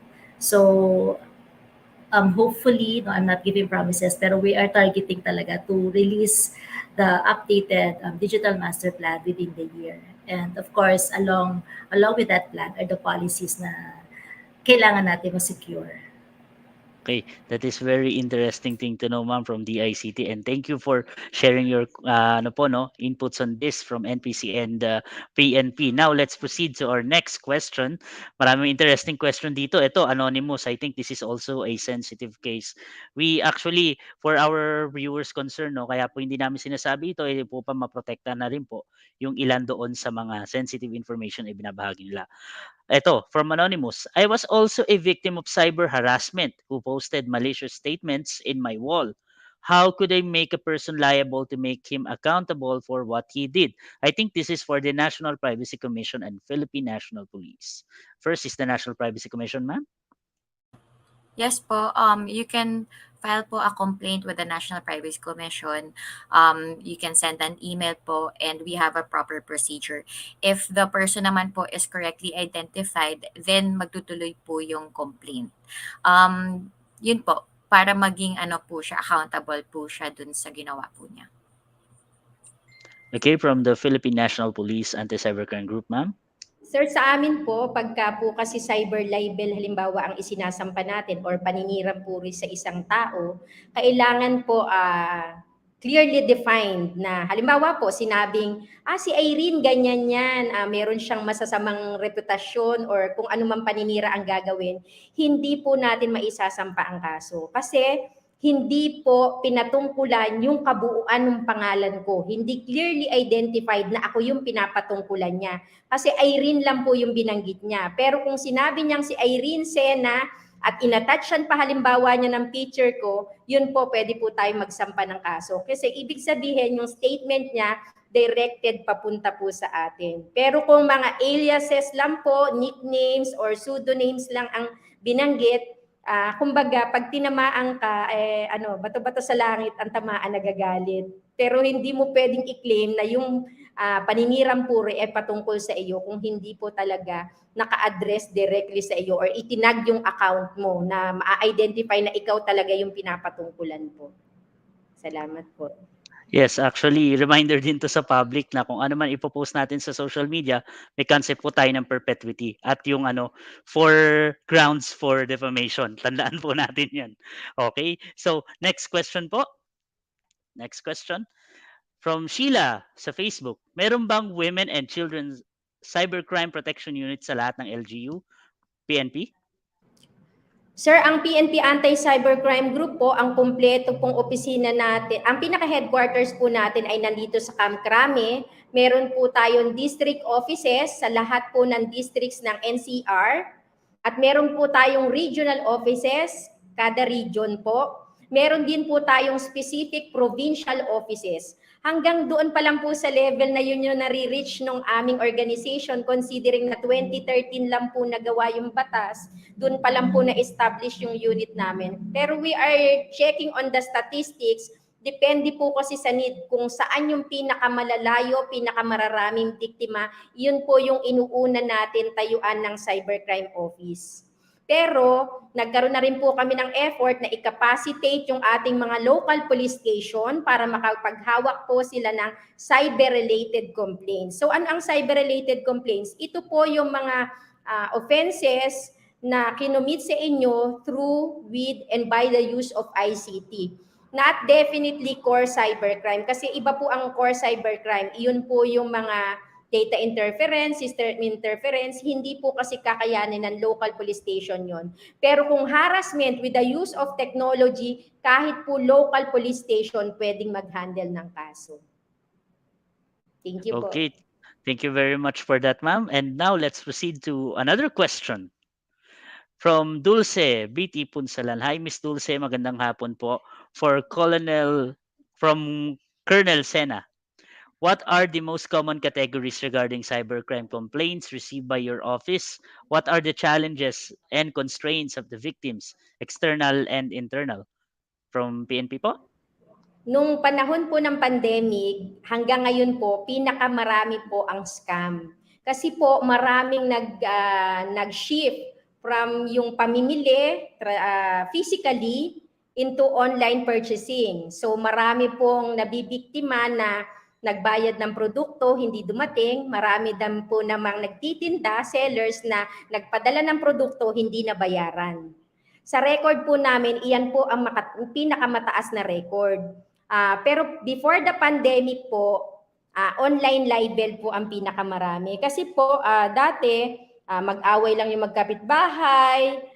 Dati po, pag nag-away sila, nagsasagutan lang sila sa daan. Ngayon, dinadaan nila sa social media. Gusto nila buong mundo nakakaalam ng pag-aaway nila. Talagang ginamit na po nila yung platform, na open na po yung avenue, diyan na sila nagrereklamo, diyan na sila nag-aaway.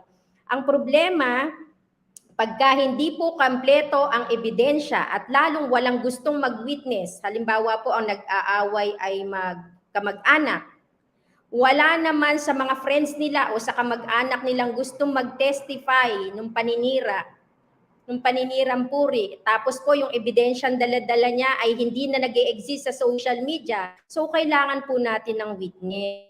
Hindi po dahil dala yung screenshot, siya ang nag-screenshot, siya lang ang nakaalam. Dapat po merong magpapatunay. Kasi hindi po pwedeng yung statement niya ay tumayo against dun sa isang tao nang walang magpapatunay. Iyon po yung medyo nagkakaroon ng problema yung mga nagiging biktima natin kasi hirap po silang makahanap ng common friends na magte-testify against another friend. Yan po ang mga limitations kasi. Kasi sa social media, lahat tayo magkakaibigan. Pag nagkaroon ng problema yung dalawa, wala tayong gustong panigan. Gusto natin maging neutral. And syempre po, yung abala, yung pag-testify sa korte, yung pagpapatawag sa iyo, pagsasabwina sa iyo na kailangan ka mag-appear. Dahil pagka hindi ka nag-appear, baka ikaw pa yung makasuhan ng korte, yung mga ganun po. Opo. So ma'am, with that, no, siguro tanong ko lang sa National Privacy Commission, mabilis lang. Yung nag-i-screenshot ng mga ng mga conversation, is that okay? Is that protected by the privacy laws that we have? Sir, depende po if one, may personal information na indicate dun sa screenshot. So if may identifiable information about an individual, sakop po siya ng Data Privacy Act. And depende rin kung saan siya gagamitin. So gaya ng sinabi ko kanina, if gagamitin siya to build a case or a case that's undergoing investigation na, pwede pa rin siya gamitin. Okay, that is clear. And again, reminder sa public, wag po nating gawing teleserye or barangay yung social media. Hindi po siya yung proper venue for that, At kung may mga hakbang po, dumaan po tayo sa legal na hakbang. And yun nga, yung concept ng perpetuity sa internet, wag po nating kaliligtaan yan. Naku po. Dahil pwede po sa ating magamit kung ano man po yung ating mga sasabihin. Maging responsable po tayo. Okay, next. Next question from Brea Lozada. Paano po kayo nag-handle ng complaints if bata ang na-abuse and parent ang nag-file ng complaint. May ma-proceed po ba ang complaint if ayaw na magsalita ng abused children except sa parents? I think it's better to PNP to answer this question. Yes, sir. Naka-tie up po kasi tayo sa DSWD. Pag bata na po ang complainant natin or naging biktima, may mga mechanisms po kasi si DSWD kung saan mapapagsalita niya yung bata. Kasi po meron silang forensic side na kung paano na inihahandle ang mga bata. And ngayon po, ipinupush na rin ng ating gobyerno yung ibinibideo po pag nagsalita na yung bata. Kasi po ang bata, hindi nyo siya pwede talagang interviewin ng paulit-ulit. Hindi siya kagaya ng adult na tanungin mo ngayon, ikukwento niya buo. Pag ibang tao kausap niya, ikukwento niya ulit. Sa bata po, once niya maikwento yung kanyang sad experience, enough na po yun sa kanya. So ipinupush din po natin ngayon yung video recording ng interview po sa bata such that pagkakailangan na po sa korte, hindi mo mapaharap yung bata, ayaw na niya, gagamitin na po yung video interview sa kanya. Para iyon na po yung yung statement niya pag kinailangan po siya sa korte. Hindi po kasi necessaryong mag-appear lagi ng bata at tanungin lagi ang bata.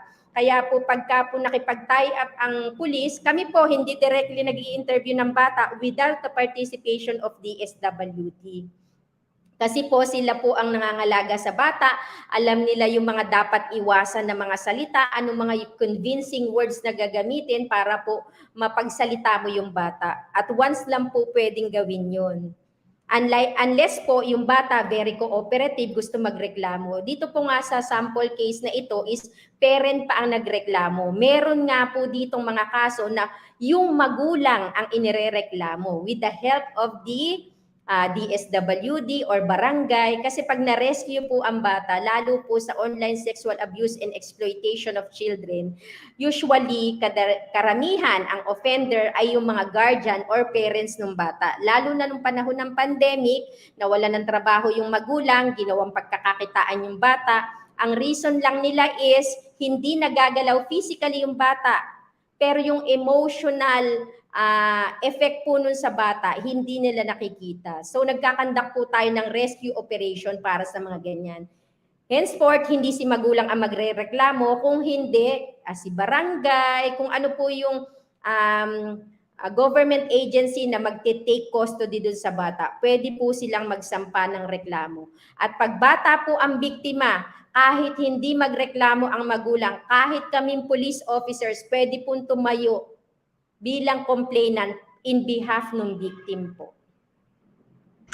Opo, very interesting to know about that at sana po dun sa mga nakikinig sa atin, magsilbi po sana ng leksyon at magabayan po tayo itong mga impormasyon na ibinahagi po sa atin. Actually, maraming tanong ngayon sa ating sa ating platform at talagang nakaka-excite malaman yung iba sa mga ito. Ngayon, let's flash another question. Yes po. So, muli, nagtanong po si Ms. Susan Trillanes Rabano Halya, is not a violation of the Data Privacy Act when banks allowed our phone numbers to be accessed by persons said to be representing banks and calling us to get loans or offering promotions, etc.? National Privacy Commission. Yes, kailangan lang po muna natin tignan yung policy natin dun na nag-subscribe tayo sa bank kasi baka po nag-consent po kayo sa pagpapadala ng mga marketing of their products other than yung account ninyo, and that will be the legal basis po ng pagpapadala ng mga paggagawa ng mga call na hingin kayo ng parang ng consent para kumuha ng loan, ng iba pang loans or other products from the bank. So, hindi ko po masabi outright agad. Kailangan pa po natin alamin kung ano po ba yung terms nyo dun po sa bank.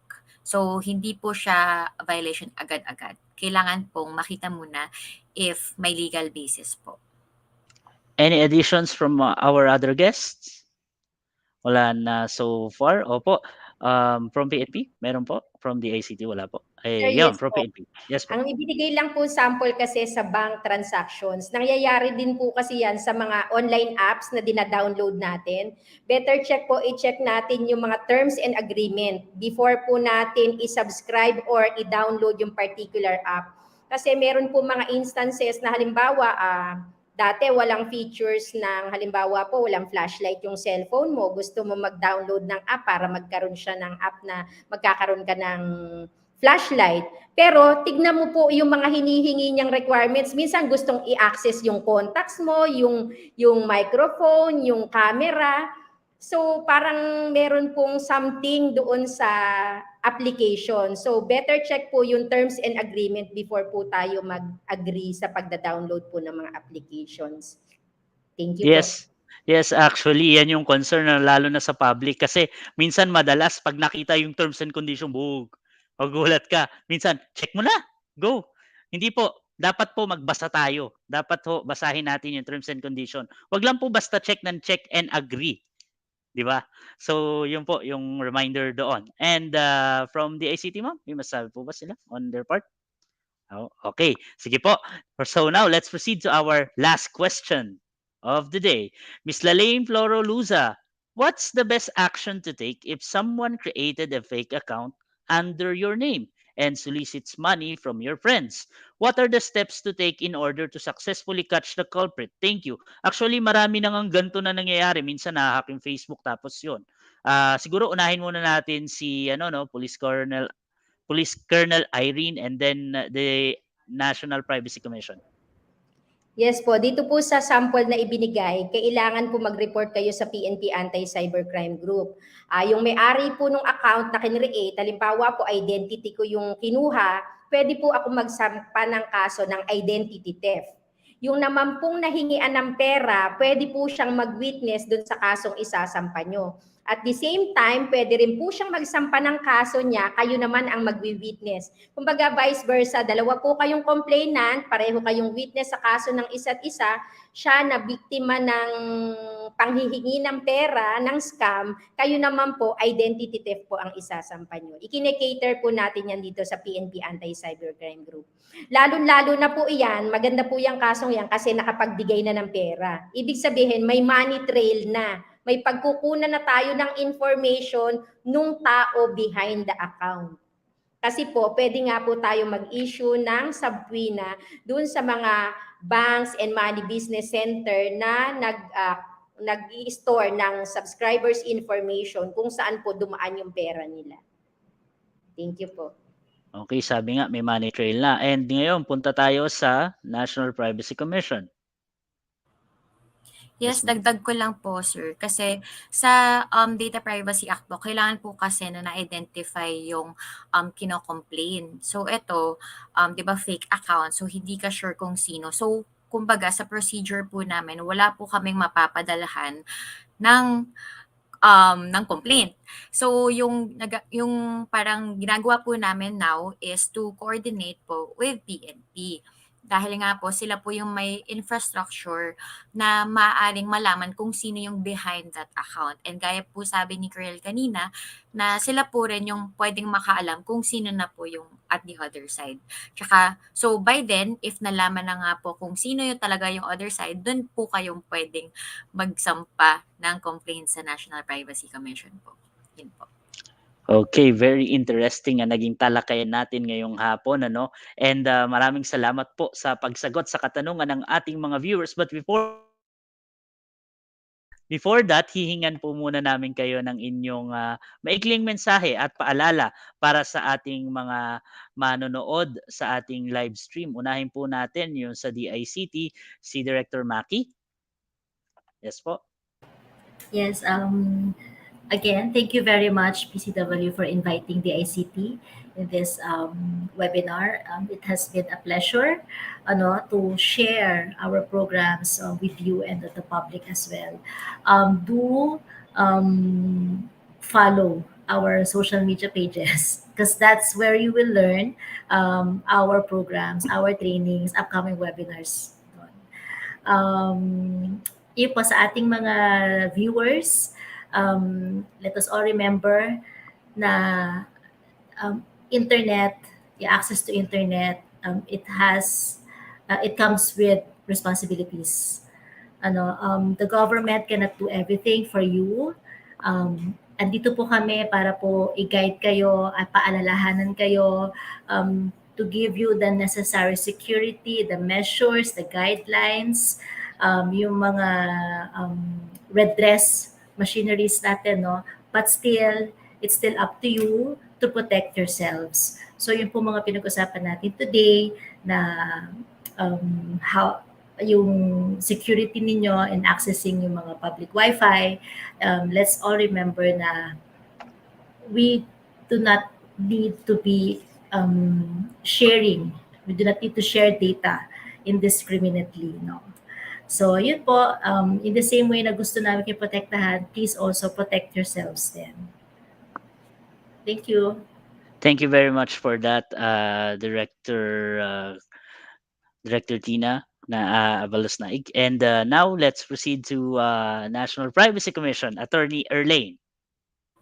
Yes po, and well, firstly po, thank you po sa PCW for inviting po us, and thank you po to my esteemed fellow speakers. Ang dami ko rin po natutunan sa inyo. Hopefully, madami pa po tayong mga ganitong webinar to protect women and girls and other vulnerable groups. And well, siguro po yung reminder ko lang po is think before you post, and always think na kayo po yung first shield ninyo para ma-protect po yung personal data ninyo po. So, again, like sabi nga ni Sir kanina, parang general rule, pag nag-post po tayo sa internet, may perpetuity po siya. So, kahit i-take down mo, some part of the internet nag-exist pa rin po siya. So, again, think before you post and don't be too public. And also, parang give importance po to yourself also and to others, and also respect each other's privacy. So, yun po. Salamat po. Exactly, ma'am. Maraming salamat po dyan. At ngayon, punta naman po natin si Police Colonel Irene. Yes po, maraming salamat po sa PCW for continuously inviting us sa mga ganitong webinars po. Actually, hindi ko to first time dito. And tuwan-tuwa po ako na yung mga nakasama kong mga speakers dito, sila po yung kasama natin sa pagda-draft ng IRR ng USAID and si Tae. Nung tayo magkakasama kahapon lang. Ngayon, virtually naman po tayo magkakasama. So, concerted effort po talaga to ng gobyerno. Sana lang, wag pa rin manahan sa atin kabataan yung, alam niyo po yung apprehension na lumapit sa pulis. Hindi ko alam kung anong meron sa uniforme namin kasi yung mga magulang ginagawang panakot ang pulis sa kabataan. Pag nagkakaroon sila ng offense against sa kapwa nila bata or sa magulang nila, sige, nandyan yung pulis, dadamputin ka. So wag po natin gawin yon sa ating mga kabataan kasi nagkakaroon sila ng takot na lumapit at dumulog ng kanilang mga hinaing sa ating kapulisan. Hindi po kami nandito para kayo ay sisihin or pagsabihan kung ano man po yung maling nagawa over the internet. Bagkus, nandito po kami para kayo ay tulungan. 24/7 po, bukas ang aming opisina. Lahat ng Anti-Cybercrime Group offices po handang maglingkod sa inyo. Maraming salamat po. Maraming salamat po sa inyong lahat. Nakasama po natin ngayong hapon si Director Maki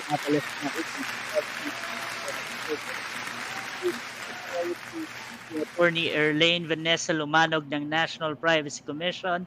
Ganyan din, kanina nakasama natin si Ms. Tina Buwado ng co-founder ng Queer Safe Spaces Philippines, and Police Colonel Irene C. Sena, Chief ng Digital Forensic Unit ng Philippine National Police Anti-Cybercrime Group. Maraming salamat po sa pakikiisa sa ating online forum ngayong hapon. Sana po makaulit kami at sana po ay muli naming marinig ang inyong mga insights at mga programang ilalahad pa para sa ating mga mamamayan. Maraming salamat po and happy National Women's Month. Okay, so ayan na nga guys, natapos na tayo doon sa ating online forum and I hope nasagot po yung inyong mga katanungan ng ating mga resource persons. Talagang napaka-produktibo ng hapon na ito para sa ating lahat. At ngayon naman bilang bahagi ng ating patuloy pa rin na programa, syempre, kung may natutunan kayo ngayong hapon sa ating online forum, share with us your commitment, yung mga nagawa ninyo po para makamit natin ang gender equality. Walang maliit o malaking commitment at steps. Women and everyone are for gender equality. Ibahagi po natin yan sa ating commitment page na nakikita niyo po sa ating screen. Scan niyo po yan, yung QR code na nakikita ninyo dyan or i-access ninyo yung link na yon at ilagay ninyo yung sa tingin ninyo inyong magagawa pa or sa tingin ninyo ano ba yung mga commitment na kaya ninyong gawin in relation to our team and to the topic that we have right now. Okay po? So asahan po namin yan And syempre, wag po nating kalilimutan na mag-subscribe at mag-like sa ating mga social media accounts para na rin po sa patuloy na makakapag-updates dito sa PCW. At ngayon po, atin na po, tayo po papunta na sa katapusan ng ating programa. We're approaching the end of our program. To our viewers who want to get their e-certificates of participation, narito po ang mga kailangan ninyong gawin. Mag-fill out ng online attendance form. Again ito yung mga kailangan nyo gawin. Mag-fill out ng online attendance form at ipadala ang inyong feedback tungkol sa activity by accomplishing PCW's activity evaluation form. I-fill up nyo po yan. Mag-submit ng inyong commitment doon sa nabanggit ko kanina sa ating PCW We Can Be Equal webpage. I-access nyo po yan kanina. Pwede nyo pong balikan ang live na ito later. Makikita nyo rin po ang ilang links sa attendance, evaluation form at commitment page sa comment section ng ating live sa kasalukuyan at sa text description o caption ng ating live stream. Maaari nyo ring i-scan ang QR code sa screen para ma-access ang mga ito. Yan, scan nyo na. Pwede nyo na pong gawin yan habang tayo papatapos sa programa. Ipapadala po ang mga e-certificate sa email na inyong isusulat sa mga forms. So siguraduhin na tama ang detalye na ilalagay ninyo. Siguruhin yung inyong email ay tama. Siguruhin pong tama ang inyong email. So, meron lamang kayong hanggang bukas, March 23, 2023. Again hanggang bukas, March 23, 2023, 11:59 p.m. 11:59 ng gabi nang po pwedeng mag-access ng mga codes or mga link na aming naibigay sa inyo. Kaya maigi na i-fill out na ninyo ang mga ito ngayon pa lamang. Tanging ang mga nakakumpleto lang nito ang makakakuha po ng ating e-certificates. At bago tuluyang matapos ang ating programa ngayong hapon, syempre, narito ang inaabangan ng marami. Ang announcement ng winners sa ating online quiz. Narito po ang mga nanalo sa ating Crack the Code Challenge. Ayan, naka-flash na po sa ating TV screen. Yung mga nanalo, basahin ko na po. First is si Day Bool. Congratulations! Yan. Second is Emmy Ragadio. Christine Onyate, Marie Antoinette Paasa. Sana hindi ka paasa in person. Our wife is Marjorie Ortega and Jomar Anghag. Meron ng maanghang, mainit pa. Jomar Anghag. And Ayana Baral, okay? At si Tin Sakay. Ang weird ng mga apelyido, in fairness Katrina Abesilia, kilala ko yung Abesilia, and Witiliana O. Talagang iba yung mga names sa mga nanalo sa atin ngayon. And it's very interesting Ayan, sila po yung mga nanalo sa ating You Crack the Code for the second episode of the Digital Forum. Again, congratulations at ini-encourage po namin kayo na for you to be able to claim your prizes, kindly send the private message or kindly send us a private message to our PCW official Facebook page. Mag-send po kayo ngayon na, as in now na, ng message sa aming PCW page para ma-confirm po. Kung may nakakilala man po sa kanila, pakikalabit, mag-message na sa amin para ma-confirm po para sila po ang ating winners. Okay po? So, congratulations once again. Mag-message po sila sa amin. Salamat sa mga nakasama namin ngayong araw. Magkita-kita po tayo. Kundi syempre bukas meron po kaming Tinig ng Kababaihan sa PCW ito po ay production ng PCW at PBS Radyo Pilipinas 2, alas 4 hanggang alas 5 ng hapon. Live stream yan dito sa ating Facebook page. At magkita-kita din po tayo sa March 29 para sa panghuli nating online forum na Kasama All, Inclusivity in Innovation and Technology. Aalamin natin ang mga oportunidad para sa mga kababaihan sa innovation, information, and communications technology. Let's all create a safe and enabling ICT environment for all. And as we advocate for gender equality and an inclusive society. Ako po ang inyong lingkod, Anjun Magnaye. Maraming salamat po sa pagsama sa amin ngayong hapon. Women and everyone, we are for gender equality and we are for inclusive society. Maraming salamat po. Babae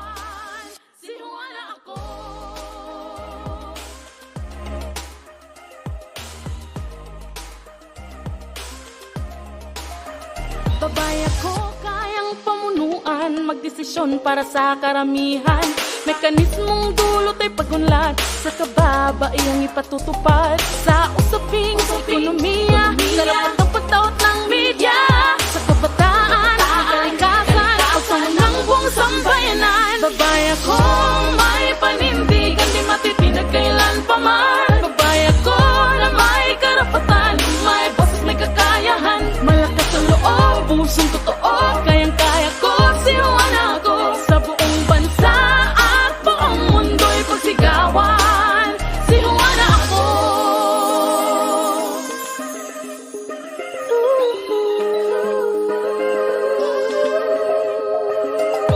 Ako si Juana, babaeng palaban, ang hamon ng buhay dito susubuan. Buong may kapal sa'yo'y nananali, handang harapin anuman ang palaki. Ako si Juana, babaeng palaban, ang hamon ng buhay dito susubuan. Sinuan ako, sinuan ako. May panindigan, di matitinig kailan pa man. Babae ako na may karapatan, may boses, may kakayahan. Malakas ang loob, pusong totoo, kayang-kaya ko, sinuan ako. Sa buong bansa at buong mundo'y pagsigawan, babae ako. Babae ako na may karapatan, may boses, may kakayahan. Malakas ang loob, pusong totoo, kayang-kaya ko, sinuan ako. Sa buong bansa at buong mundo'y pagsigawan, sinuan ako. Sinuan ako. Sinuan ako. Sinuan ako. Sinuan ako.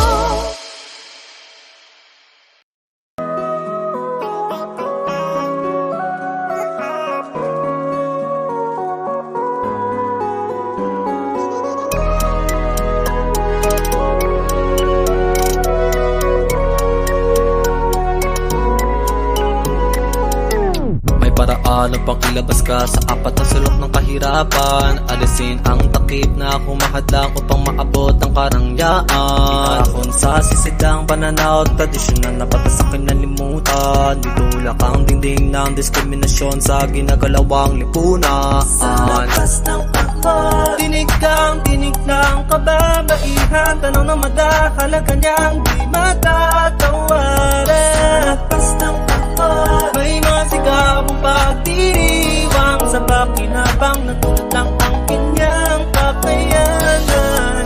May paraan upang bigyan ka ng tamang paglingap sa kalusugan. Ang kininang pagunlad na dulot ang edukasyong di nalilimitaha.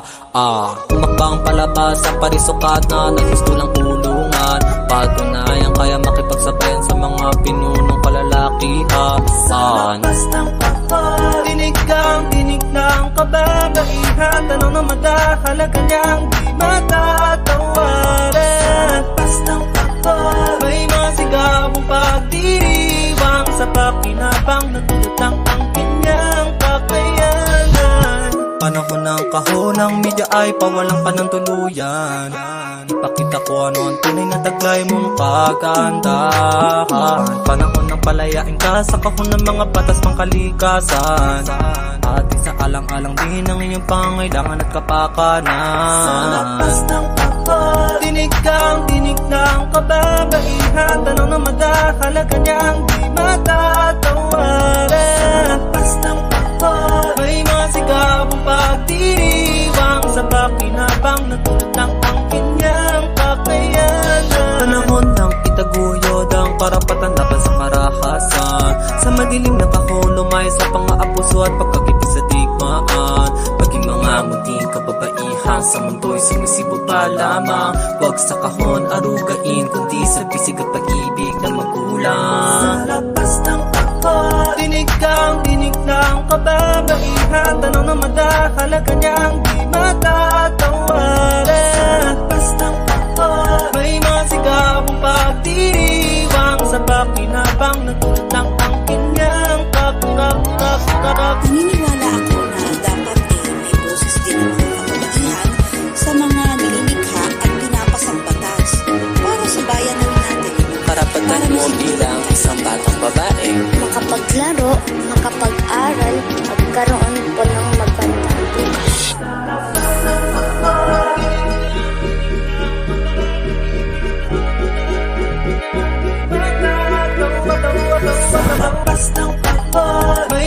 Maligawang pagdiriwang sa pakinabang, natulot lang ang kanyang kakayanan.